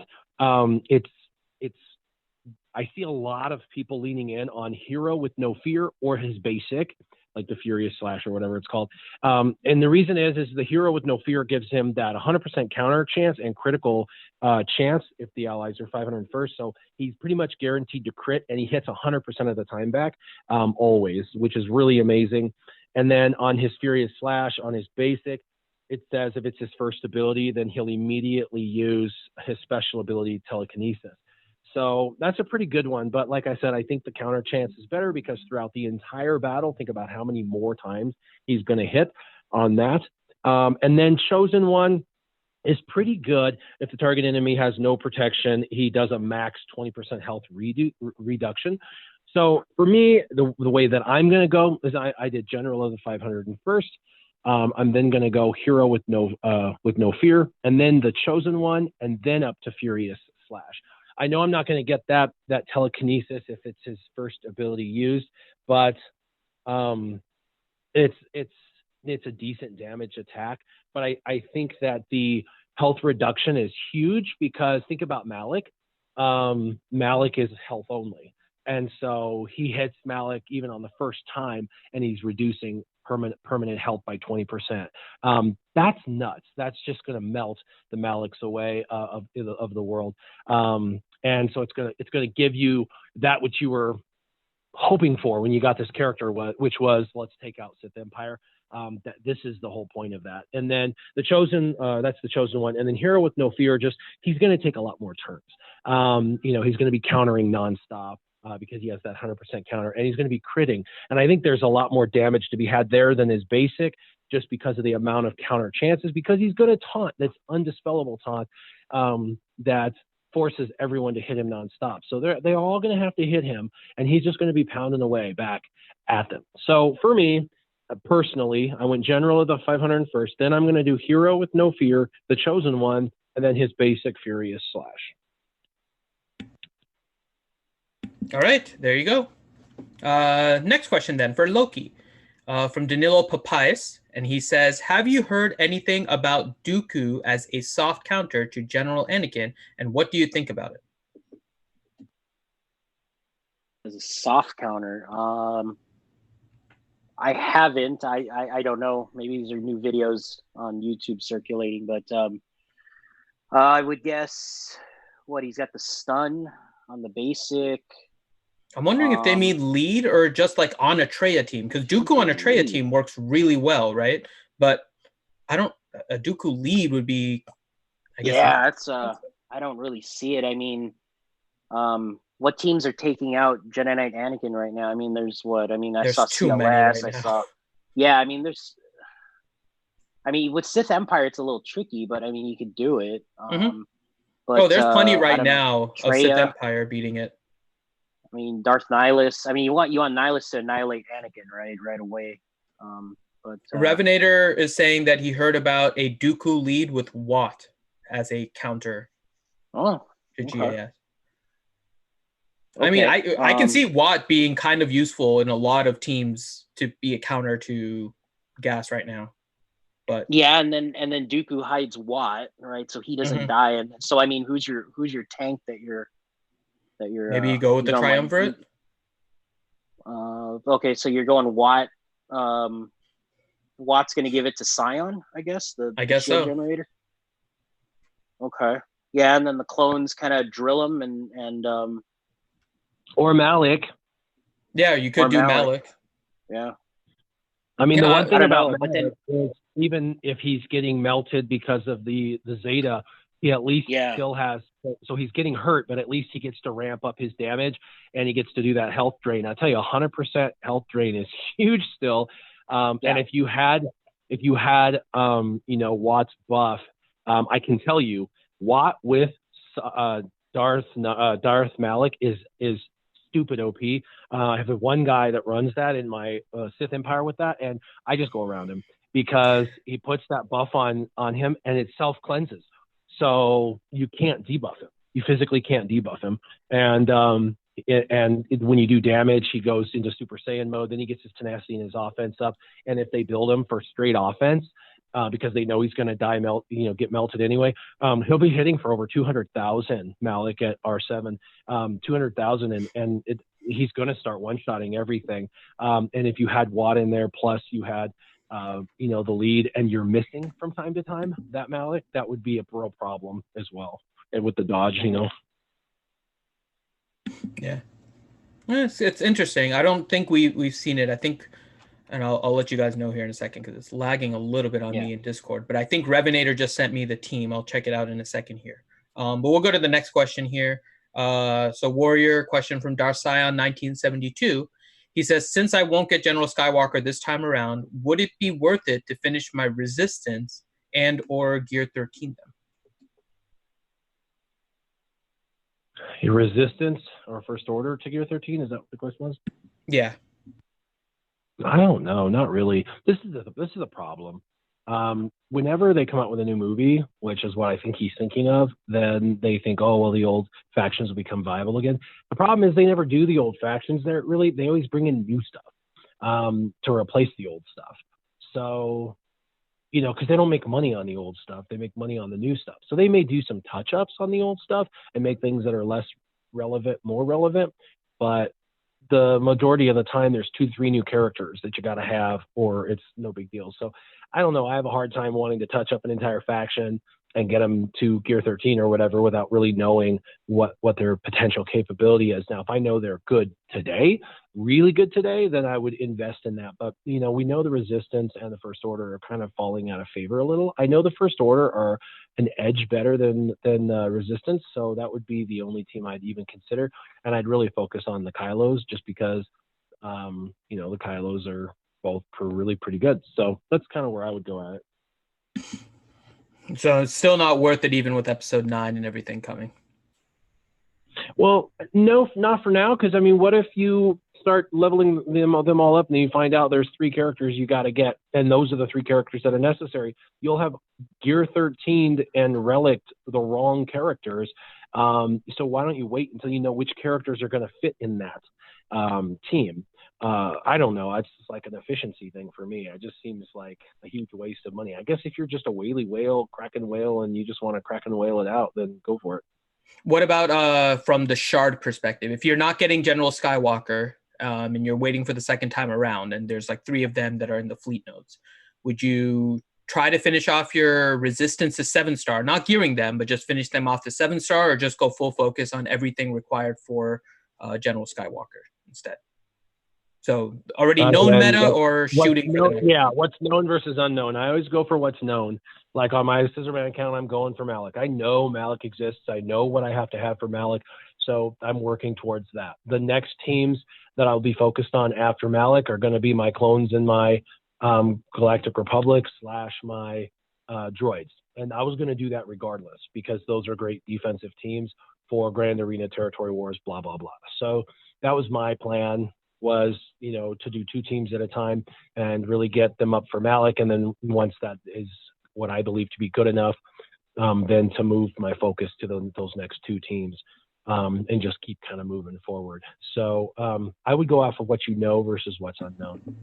Okay. Next question then for Loki from Jason Krulik. He says, what is the best way to mod the General Skywalker with 501st at this point? Healthy and tanky, I think, at this point. Anything with damage for him? This point, I mean, if it's like 5-star, again, it depends what you're going to use them for. I would think if you're going to use them for offense and you're going to use them like in a Jedi team, then yeah, I mean, I'd probably go crit damage. I'd probably mod them just like Jedi Knight Anakin if you have the mods to do it. The problem is you can't use your gold mods, right? Your 6E mods on that tune. So it's hard to say right now, because I'm kind of in that boat as well, where it's like, what mods do I have left that I did 6E? Because I'm pretty much at that point. But the way I can look at my top guys in Arena right now and just kind of call it out, but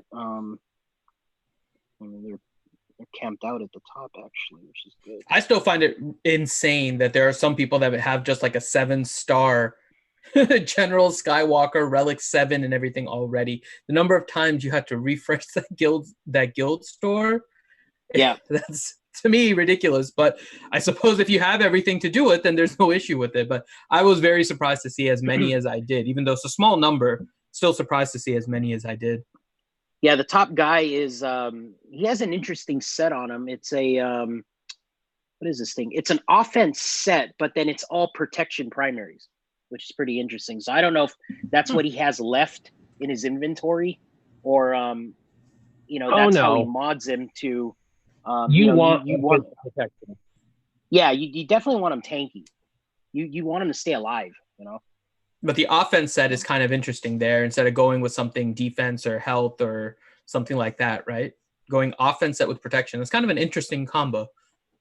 Well, they said that he was going to be an attacker. Yeah, that's true. Right. He gets Han level physical damage once he gets to Relic 7 too. He's like 7,000. He has huge multipliers. I was looking at that when we were looking at his kit on Wednesday. It's ridiculous. His multipliers are crazy. They're all like 3 or above 3. So he gains a lot of damage. So yeah. Okay. So right now, just tanky, I think, is what I'm seeing across the board here. I got 3 of them in my arena chart. I'm staring at them. And all of them are just like, they're even doing protection arrows. So it's 4 protection primaries on everything. Gotcha. Just keep them tanky. All right. Next question then for Warrior from Jedi Master Jerry. He says, so is the new minimum bar now to get characters to at least Gear 13 Relic 1, where the old bar used to be at Gear 12? Actually, that's what I said last week, but I would change my opinion in the last 7 days due to developer insights. developer insights is that their staging point for basically a character being maxed is at Gear 13 Relic 3. And then if you took it to Relic 5 or 7, you're advancing that character in a way that's super overpowered. But they kind of expect you to go to Relic 3 because they built this event to be for a team that was all Relic 3. And I can tell you, if you had all Gear 13, all Relic 3, and really good 60 mods, you did the event in 10 tries or less. For most people, if you knew the kill order and you knew the strategy, you could do it in 10 or less. I did it in 10 or 12 attempts for the 2 and the 4, and I had a lot of them at Relic 1, 2, or 3. So I can see where they're going with it, and that sucks because it's such a heavy investment in these things to get individuals that high. But that's the direction they're going, and so I kind of base that off of what you're going to need for the future. And I think for the dark side GOTB, the Gear 13 Relic 3 is really where you're going to need to be for that last day to finish the 404. And then the same is true with the new. I think the new light side GOTB is going to be even harder, if that's even a thing, and it's going to require all 13 Relic 3 to even really compete, or you're not going to do well. All right. So next question then for Loki, question from Wolfell. In the Q&A, they said that Lightside GOTB is built for relics. So do you think phase 2 of the gas event is a preview of what to expect or what is going to be needed for it? That's a good point. It wouldn't surprise me. In Darkside GOTB right now, I mean, I still have a little bit of a problem with the Ackley, and my Brood Alpha right now is Relic 4, and that's it. Everybody else is Gear 12. So, the Ackley for me, if I don't get good RNG, I can still lose that battle. The Watt mission is pretty much locked down with one Relic character.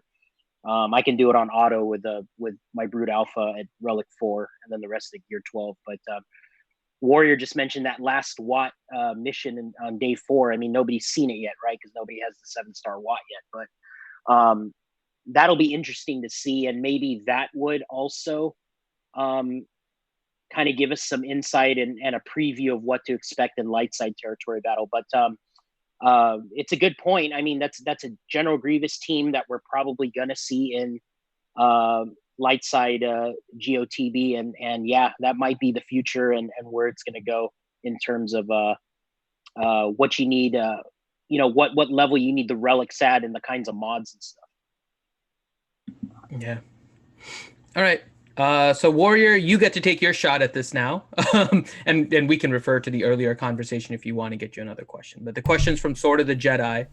And the question is, I have a Relic 6 Ventress, Relic 3 B1, and a Relic 3 Droidica. What is the strategy for phase 4 of the gas?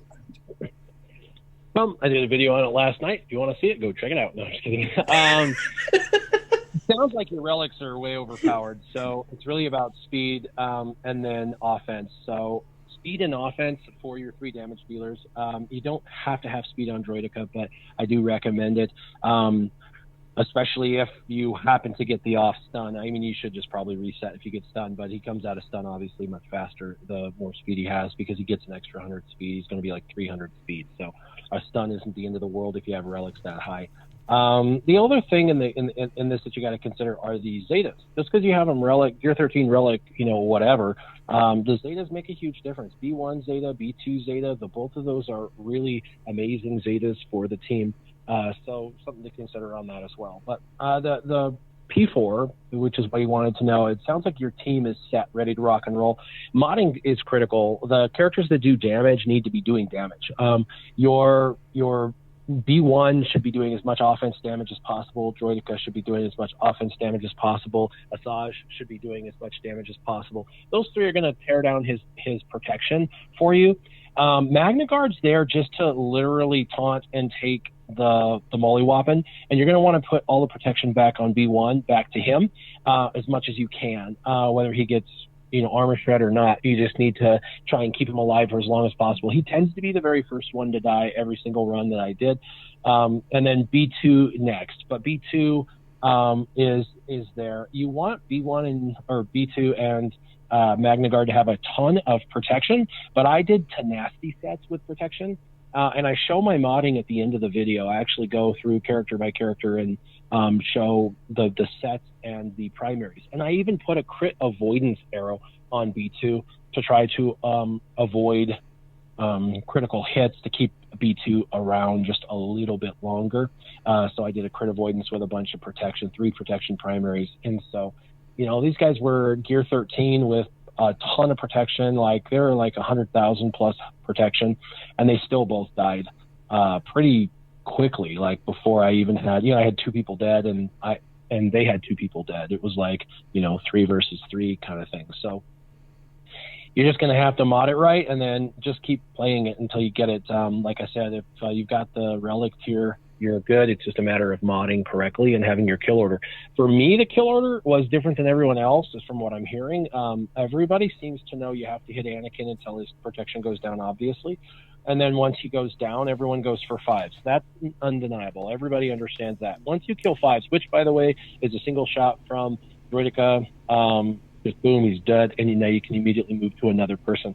I went for Rex next, and the reason is the guy to the right that shoots the little the gun. It's more annoying than anything. It doesn't actually do a ton of damage. I saw very little damage coming from that guy and his little gun thing. So, and he seemed to be slower than the rest. Echo was a problem because he's got the stun, and Rex is a problem because if you just ignore him long enough, he's going to one-shot one of your characters. So I chose to go after Rex next so he didn't one-shot any of my characters and hope that the RNG would allow me not to be stunned by Echo. And that's when I got a win, was when I didn't get stunned by Echo. So I killed Rex, then I killed Echo, then I went back and killed the guy with the gun, and then I was 3-on-1 with General Anakin, and of course he killed Asajj pretty quickly, and then I had B1 and Droideka, and I just kept feeding the protection to Droideka, and then Droideka kept taking his turns and mollywopping Anakin until he was dead. So that's how I did it. All right. Next question then for Loki from Remy Vinette, and he says about the trend lately of actually unkillable mechanics like Negotiator and General Anakin. I don't find it fun and think it's poor designed. What are your thoughts? I think it's a cool mechanic. What was the first ship? There was a ship that's unkillable, right? Was it Mace or something? Negotiator has that ability in his ultimate that makes it so like the first time they die, they come back with like the 2-turn cooldown buff. Locked buff. Was it Negotiator or was it Endurance? I thought there was one that had damage immunity. There's damage immunity, yeah. It's not unkillable, but yeah, there is the damage immunity. I think you could still kill it with Thrawn, right? If I remember correctly. I don't remember for sure. Yeah. Oh, so it bypassed. I haven't tried. I can't remember now. It's been so long since I faced the Mace fleet now. Yeah. No, I think it's a cool mechanic. They did the reoccurring death with zombie, and then they have damage immunity, and then now they have this new buff. So they're just tweaking something that's existing and presenting it in a different way. But it's always been around. If we're gonna start seeing it soon, or a lot more now, it'll be interesting. It seems like it'll invalidate a couple of like the existing abilities. Like, people were upset because now 5s, that whole revive thing with 5s, right? Like that can't happen anymore if you use them with a General Anakin lead. But I think it's a cool mechanic. It's something different, and then you just have to come up with another strategy around it. So there's it's not totally OP, and it's something different. So for me personally, I don't really I don't mind it. I'm happy that they're looking at new mechanics and stuff like that. So. Yeah, you do bring up an interesting point though, and something to Warrior was saying too. I think in regular we're used to killing 5s first, but because of the Anakin lead ability, where like no one can revive anymore, there were some people saying that they went straight after Rex first instead of Fives and just left Five alone because they're not supposed to res anymore. I don't know if you've seen that strategy at all or had an ability to try it at all. I've seen it. I've seen people on our Discord talking about it. The main thing in that P4 event, I like taking Fives down because he's the one that counterattacks all your dudes, and I don't like that. So, I mean, for me, I remember once I got him down, I was doing AoEs when Anakin was standing, when I had to, right? Like, if I had to do a B1 heal, that's an AoE. If Fives was down, then I felt pretty confident, I can heal my guy. I'll get hit up maybe a little bit, but it's not like Fives where he's double tapping every single time. And I think what he gives turn meter, right? I'm going to assume these dudes are like maxed out, the PvE guys. And then, every time he does his basic, then he gives like turn meter to somebody. I think it's Echo. So, I mean, for me, it was just easier to get Fives down as fast as possible. And then you can AoE, not freely, but I mean, you can AoE more than you could if he was still alive, Okay. And the chat is saying that Fives doesn't revive. He just prevents the other one from being defeated and then gives them stuff. But I know there's strategies out there that people were killing Rex and stuff first. So not sure exactly how that works out. So it'll be interesting. What I kind of did with Rex too was I used Magna Guard stun, and I was able to stun Rex for a couple turns. So he just stood there. And that helped a lot too. So I never did the AoE with Magna Guard. It was I just used his stun whenever it came around to him. But he's normally dead in the first couple turns anyway. When you get Anakin down the first time. Yep. All right. So next question then for What Else from What Else 73 for Warrior. Question is, what do you think about a Rex lead Echo, Fives, Shaak Ti, and Wampa team for defense in GAC? Yeah, I mean, the 501st with Wampa, I mean, he's got the days and the stacking, and, you're worried more about Fives, and so it gives him plenty of time to ramp up. But I don't know. I think there's a better composition to be had unless you're missing a few pieces. And then if you're missing a few pieces, then yeah, he's a great filler character. Okay. And then last question now before we go into fun questions and around the corner questions. Jedi Gunny 1216 for That's not the real question, Finn. The real question is, yes, Finn is on Tinder. Okay, go ahead. Question from Jedi Gunny 1216. Loki, do you think we will see a soft counter come out from episode 9 characters? Can't see them not releasing something in the same realm as what Padme was to the Sith Empire. Think soft, Loki. Super soft, huh? So like a soft counter to General Anakin, Skywalker, yeah. is what I'm thinking. Yeah. Yeah, I mean, I could see that, I guess. There's definitely going to be a new Rey. I mean, there's probably going to be a new Kylo. Knights of Ren. Knights I'm of hoping, Ren. Yeah, I mean, if you had Ren. Kylo with like Knights of Ren or that new Sith Trooper is probably going to come out, which would be kind of funny. So you can have old Sith Trooper and new Sith Trooper on a team, right? And then is the Sith Trooper going to be part of the Sith Empire, right? That's an interesting one. But you're gonna have Dark Side Rey from that trailer that they showed us, or you're gonna I mean, there's just so many possibilities and tunes that they could come out with that could counter meta. I mean, we're probably gonna need Warrior mentioned it earlier, and I mentioned it. There's only like a couple of counters for the clones, right? So we're definitely going to need more counters against that team, and then we're going to need counters lined up for General Skywalker, and then even like Padme, right? I mean, not a lot of people put Padme on defense, but with all these counters coming out, you might start seeing Padme on defense, and she's a little tricky, especially if you don't. So I mean, I guess what I'm saying is it's all the Galactic Republic stuff, right, that just got thrown at us. There's definitely going to have to be some counters for that, because you can't save Traya for everybody. So, If only. Yeah. All right. So we have one around the corn question. We'll start with Warrior. This question is from Sith Lord 72. He says, for the panel, what is your thoughts on the status of the game? Has the game gone and moved too far towards pay to win? I know CG needs to make money. Does it seem that we've moved to an extreme? Yeah, we talked about it earlier. I already addressed this earlier in the stream, so you can go back and listen to my comments and thoughts on that. But No, say it all over again, Warrior.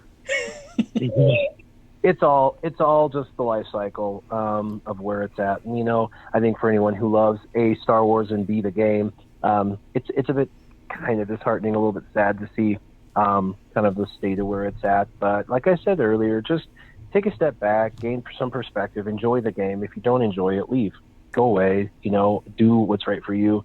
If you enjoy it still, then great. If you find yourself doing things out of necessity or addiction, then you should go and, go away from this, because it should be a healthy outlet for stress relief, not the creator of your stress. And if you find it being the creator of your stress, then, and this is the thing. Now, listen, I'm taking my own advice here. I love this game on my Scissorman account. I detest it on my Warrior account. And I can tell you, I have seriously considered walking away on my Warrior account and just playing Scissorman. And that is not something that I take lightly. And I have, a lot invested in that main account, but it's a consideration. And I think everybody should be doing the same thing. If you're enjoying it, then continue and have fun. If you're not, then you shouldn't do this anymore. It's just a game. It's a wonderful community. You can still be in the community. Screw everybody who says you can't. You can. You're a part of the Star Wars community.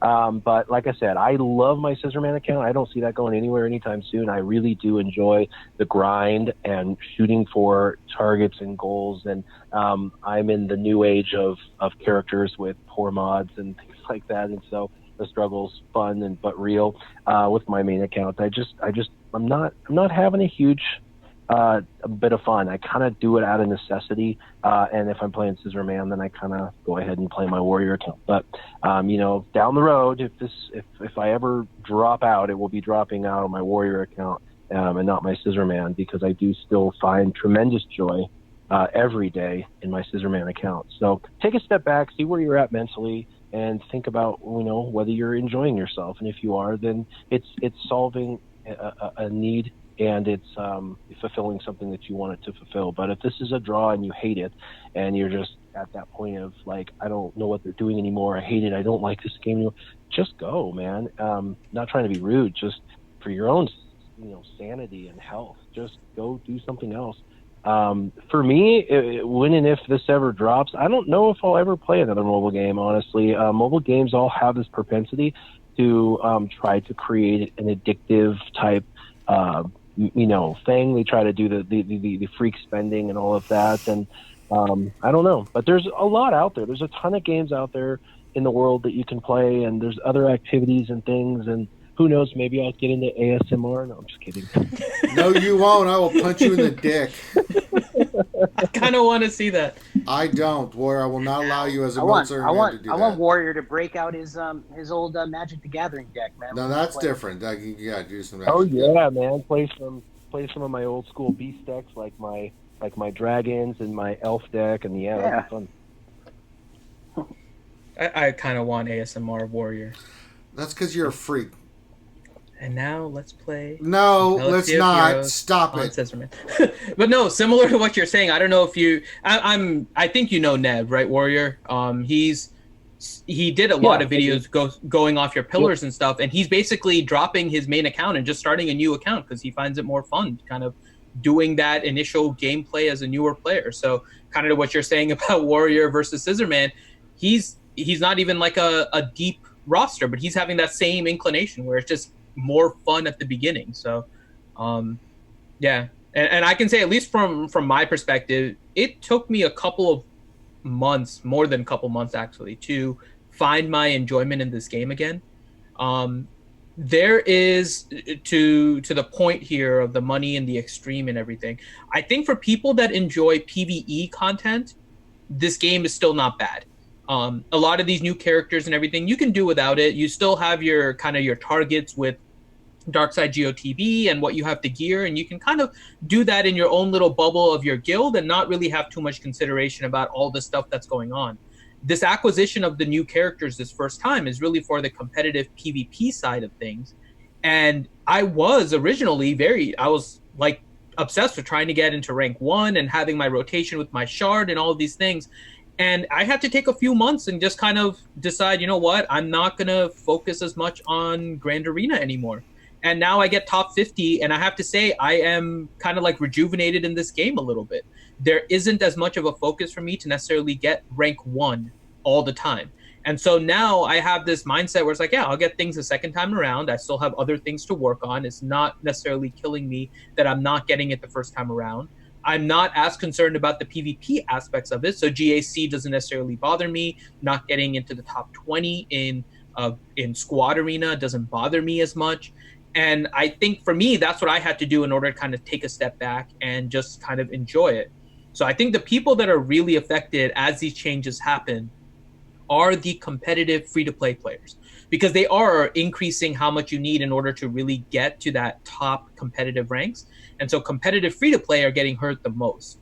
They are increasing kind of how much you need, and so upper end spenders are still going to have to spend an amount, and they're slowly trying to push it more towards gear rather than shards, because shards can be somewhat bypassed with crystals, and there's all these things that can happen, and gear is going to be a little bit more of where they make their money. And so you're seeing that kind of trend a little bit. I think exactly to what Warrior said, you have to just kind of look at yourself and figure out what it is about this game you enjoy and just play it for the fun of it. It is supposed to be a game. You don't have to spend in order to enjoy. So do exactly that. Loki or Ranger, do you guys have any thoughts? Well, I have lots of thoughts, but they're mixed in with bourbon, so they're not going to come out correct. I haven't started the bourbon. That's after this. It's still left over from yesterday. I've got plenty of bourbon, man, and then I'm just like... All right. Ooh. All right, so let's get through these fun questions. This is some fun questions, yes. Yep. And the first fun question is actually kind of fun because it relates to all of that. It's from Scotty McLaren, who's in the chat. Hey, Scotty McLaren, the Australian Scottish butthole. And the question is actually for Warrior. He says, with McMole, Mist, myself, Darth Micro, and other content creators now in the space of the galaxy, it's starting to get a little full. When will you join us? I know, right? Well, you know, I think I'm going to ride this whole Star Wars Galaxy Heroes thing out. Not only do I have the Scissorman account that I thoroughly enjoy every single day, but, you know, so even if I walked away from my main Warrior account, it wouldn't matter. I still have Scissorman to play and enjoy.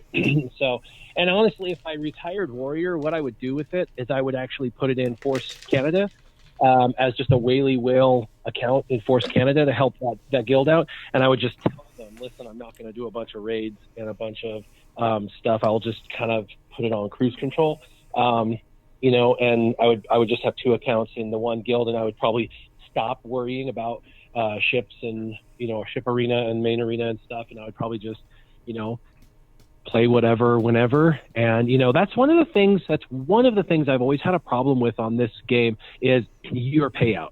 Like, you have to play, period. Bottom line, if you want to be successful and get free crystals, you have to at this time, 6 o'clock, you know, every day. It's dinner time. Well, then they introduced you could change it, but it doesn't change the fact that you're then slaved to a specific part in the day.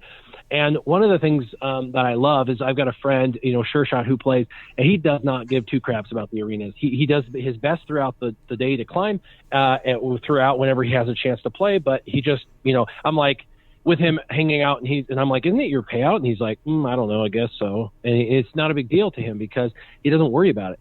He goes in, he plays for a little bit, and then he puts the game down. And he might pick it up later in the afternoon a little bit and play a little bit more. And that's it. That's all it is. And that's what it was supposed to be. I really wish that the arenas weren't so crystal heavy, because you've got to be tied to a time frame. And that would be the only benefit I could see it where the crystals would go to Grand Arena Championships, is then you could finally be able to do Grand Arena over the day, whenever, however, and get crystals through your participation or something that are pretty big, big chunks of crystals or whatever. But if they did do that and they did move the crystals to Grand Arena, I would 100% quit with my Warrior account because, I get 5th place or 4th place or 6th place all the time. And they always seem to put all the rewards in like 1st, 2nd, or 3rd place with everything in the game. And what happened to being able to, play slightly more casual? It's just not something that's possible. And if you do, like on my Scissorman account, play casual, you're still tied to a specific time frame. And I can tell you that's the one thing that's rough with me is I have my payouts staggered because trying to do 2 accounts at one time is like nearly impossible. So I have it where I start climbing at 5 o'clock, 4:30 to 5, and then I'm playing till 7:30 or 8 every day. And that is like 3 hours every day during work, lunch, everything that I'm trying to climb and do battles. And it's a really busy time, and it makes it very stressful. And so it would be nice to see some of that stress go away that's associated with Arena. But it is sad to see all the content creators going away and people quitting, but the atrophy is real and it's going to continue. There'll also be new players, but like I said, my fear is that the whole thing is, it's always news replacing old, but when the new starts to fall out, you'll start losing people on the back end and the front end, and that's going to be a problem. And I think they got to address mods for that to not happen. Agreed. All right. Next question then from Drucifer912. He says, "How effed up is this event, huh?" Seems like a very. You don't have to tell me.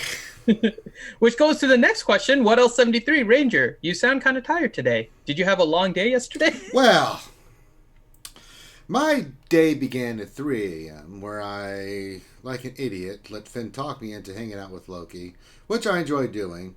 But at 3 a.m., I want to punch Loki and just do horrible things to him.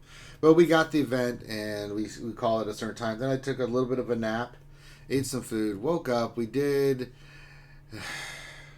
10 hours after that. So it's going to be another one of those days today. But not to worry. I've taken lots of muscle relaxers, a leave, and I'm about to start hitting the bourbon hardcore so that I can be a damn mess.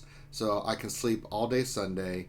I'm not doing anything Sunday. I'm going to sleep. And if I have to, if we haven't been to the event by then, I'm going to get up, exercise, come back, and then we'll be at it again. And I'm going to make sure Finn's stupid ass is here for every single part of it.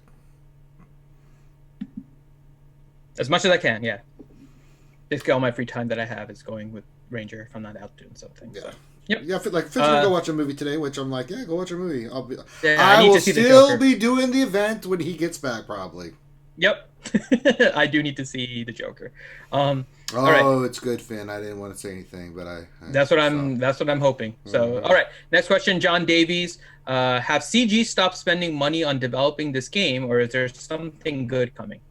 I don't think they stopped. I think Warrior, you addressed this earlier. They might have dropped their development staff a little bit because they're working on other projects and whatnot, but we have stuff coming, so I don't think it's that they're stops developing. Yeah, I think they're still developing. I think they're going to continue to actively develop for the next 2 to 3 years pretty easily. But the team in which they're using to do that is going to be probably 4 times smaller as they start to develop out and run with the new project. Yep. Next question, Darcion1972. Why does Finity look like a manager at McDonald's? This is my Dwight Schrute I would shirt. now that you mentioned it, and it says assistant to the regional manager right here. Let me see. Let me get a number 3. Let me get a hot apple pie with that. If you don't recognize this as the Dwight Schrute shirt, then that's and can I get an extra order of fries? And for the drink, I'd like a Diet Coke. Thank you. Bears. You're not repeating my order, sir. I'd like you to repeat my order, sir, please. What kind of service is this? Hellenix, can we get a shout out for our man McMull too? While we pour out some of our Corellian ale for all of our fallen comrades. That is a waste of ale, sir. Yeah, but no. that's alcohol abuse. I do. It is sad that McMull is leaving, but everyone has their kind of limit when it stops. So it is what happens. Wolfell questions, since GasX is already trademarked, any insights on what Whale Fargo will be working on for dealing with gas in SWGOH? There is an idea in the works. Yeah, just be ready. You Deadpool thought Kyle, you needed Drevinex. Wait till you see the next products come from our pharmaceuticals here at RSG. Deadpool Kyle question: can we stop calling him Gas? There's no Anakin in his name. It's Gen Sky, pronounced Gen Sky. So No, just we're because not- because his name is said with the prefix and the last name doesn't mean his first name is gone. Yeah, Like if you've addressed somebody as Mr. something, that doesn't mean that their first name doesn't exist anymore. yeah. So Gas is still a valid name because he hasn't lost Anakin from his name just because it doesn't show up in Galaxy of Heroes. Galaxy of Heroes is not that. It's a nickname, and Yeah. nicknames are nicknames for a reason. Yep. Yeah. Just because there isn't an Anakin in the image doesn't mean that in Clone Wars Anakin wasn't his name. That doesn't make it that canon. Yeah. I call Loki the sexy Buddha. He's not actually a Buddha. That's pretty good. I don't know. Some of our nicknames aren't the best. We've got MILF for a ship and gas. Yeah. MILF, yeah. and Hey, some sometimes bad MILF ones. needs some gas. I mean, We don't come up. I mean, the acronyms are based on how they put the names in the game. I mean, it's not our fault that it's there. I mean, we also have Fat. Don't forget Fat. We have Fat as well. There's a lot of unsavory ones. Okay, Revenator. Question: who is excited after they unlock General Skywalker and star him up to platoon him in Lightside GOTV? yeah, that'd be fun. God, that is gonna be awful. By the way, it's gonna happen. I'm almost sure of it, but that's pretty awful. Revenator. Question for Ranger: the ban is up. Do you think the counter to General Skywalker's will be the Eternal Twins? The ban is up now. Did he donate? I'm too tired. I think he donated before, right? He didn't leave me a message. You're supposed to leave me a message so I know that was Revenator. I'm assuming he did. Oh, he was saying no. It goes to Sunday. Yeah, unless you want to donate. Yeah, it's tomorrow. There you go. So there you go. So you broke the ban, so you have another 3-day ban. Well73 question: will any of you stream here or on Twitch playing Jedi Fallen Order when it comes out? Here. Yeah, I think Ranger will probably play on YouTube. I'll play on our Twitch channel. Warrior, are you gonna get Fallen Order? I will almost guaranteed get it. Whether I stream it or not, it's another story. But I Okay. definitely play it. Okay. And Loki, do you plan on getting it? Yeah, I'll get it if you guys get it. It's a single player game anyway, so we're not gonna have multiplayer. Oh, it's not? No, Oh, it's a okay. single player game. It's kind of sad that they did it, but I understand why. But yeah, it's single player. Sure, and- I'll get it. All right, and then last question, Kane77. Does anyone else think Asajj's new stance looks like her dabbing? It does. I mean, there you go. She's got to turn her head to the left to make that happen. Yeah, she does. All right, I think that's everything then. All right, So- I'm setting up the GAC if you want to pimp the stuff there, Finn. All right. So that was our Jedi Academy. Thank you guys for joining us. Please make sure you let your guilds and your friends and anyone else that plays Galaxy of Heroes know about this. We do this on Saturday mornings at 10 a.m. Eastern time, where we answer questions for you guys. Any questions that you have in this 2-hour time period, usually just a few minutes over as we wrap up, but right in this 2 hours, we answer your questions, we have fun with you guys, and hopefully entertain you during your Saturday mornings. So please make sure you get the word out for it. If you haven't, please take a second to give us a thumbs up. Make sure you subscribe to our channel, as well as all of the people that are on the panel, and their stuff is in the description of the video. So let's start going through with our panel and let Warrior pimp his stuff. So you can check me out on YouTube at Warrior Presents or my Warriors roster reviews. I did just drop a couple new roster reviews this last week. I need to go double check to make sure I made one of them public or not today, actually, but I'm going to do 3 more this next week, so ramping those back up. And then I got a couple of videos on my on my main channel the live stream for Grand Arena Championships from Scissorman this last week. Did one that was super fun to do live, and then just did the event, kind of recorded it before work, and then did an analysis of it. So you got the weekend to try and get him. So if you want to figure out how to get him and you want to watch a breakdown, you can check that out. I'll be doing surprise, another trip starting tomorrow. I'll be gone for 5 days, but I will take my laptop and I will try to do a ghetto stream sometime in the evening on that trip, maybe Tuesday or Wednesday night. Maybe a Tuesday or Wednesday night stream, something like that. So we'll see. We will see. All right.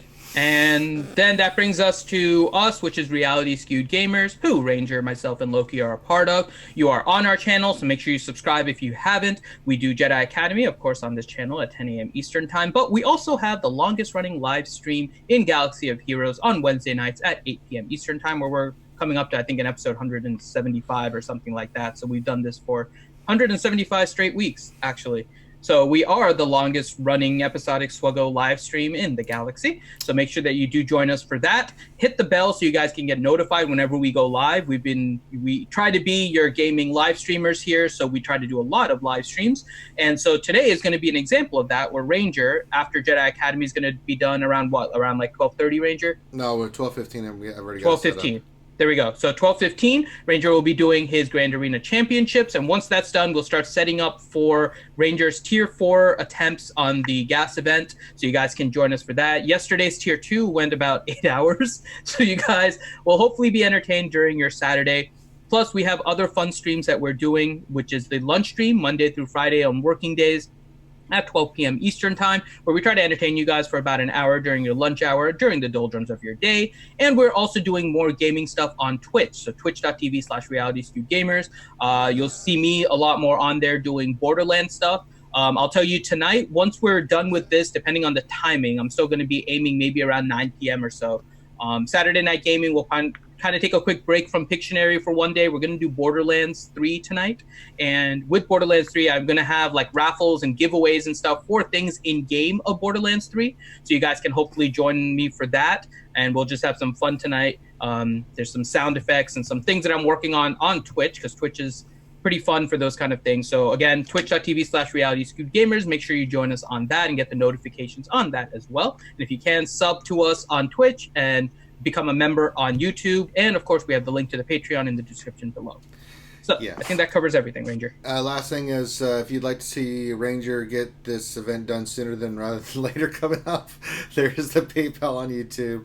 You can go there, you can donate, and I use all that stuff for the gear and stuff for the characters. I'm going to try to get B1 to 13 today. Oh, Lordy. So if you'd like to support that, then feel free to go there. You can donate. Just say, hey, here you go, and I will use that. So get the donation train going, because I have a feeling it's going to be a very long, very unproductive day unless I get some more donations. I'm about to use what I got. I won't. Everyone wanted me to put the gear on the stream, but I'll put on what I can get.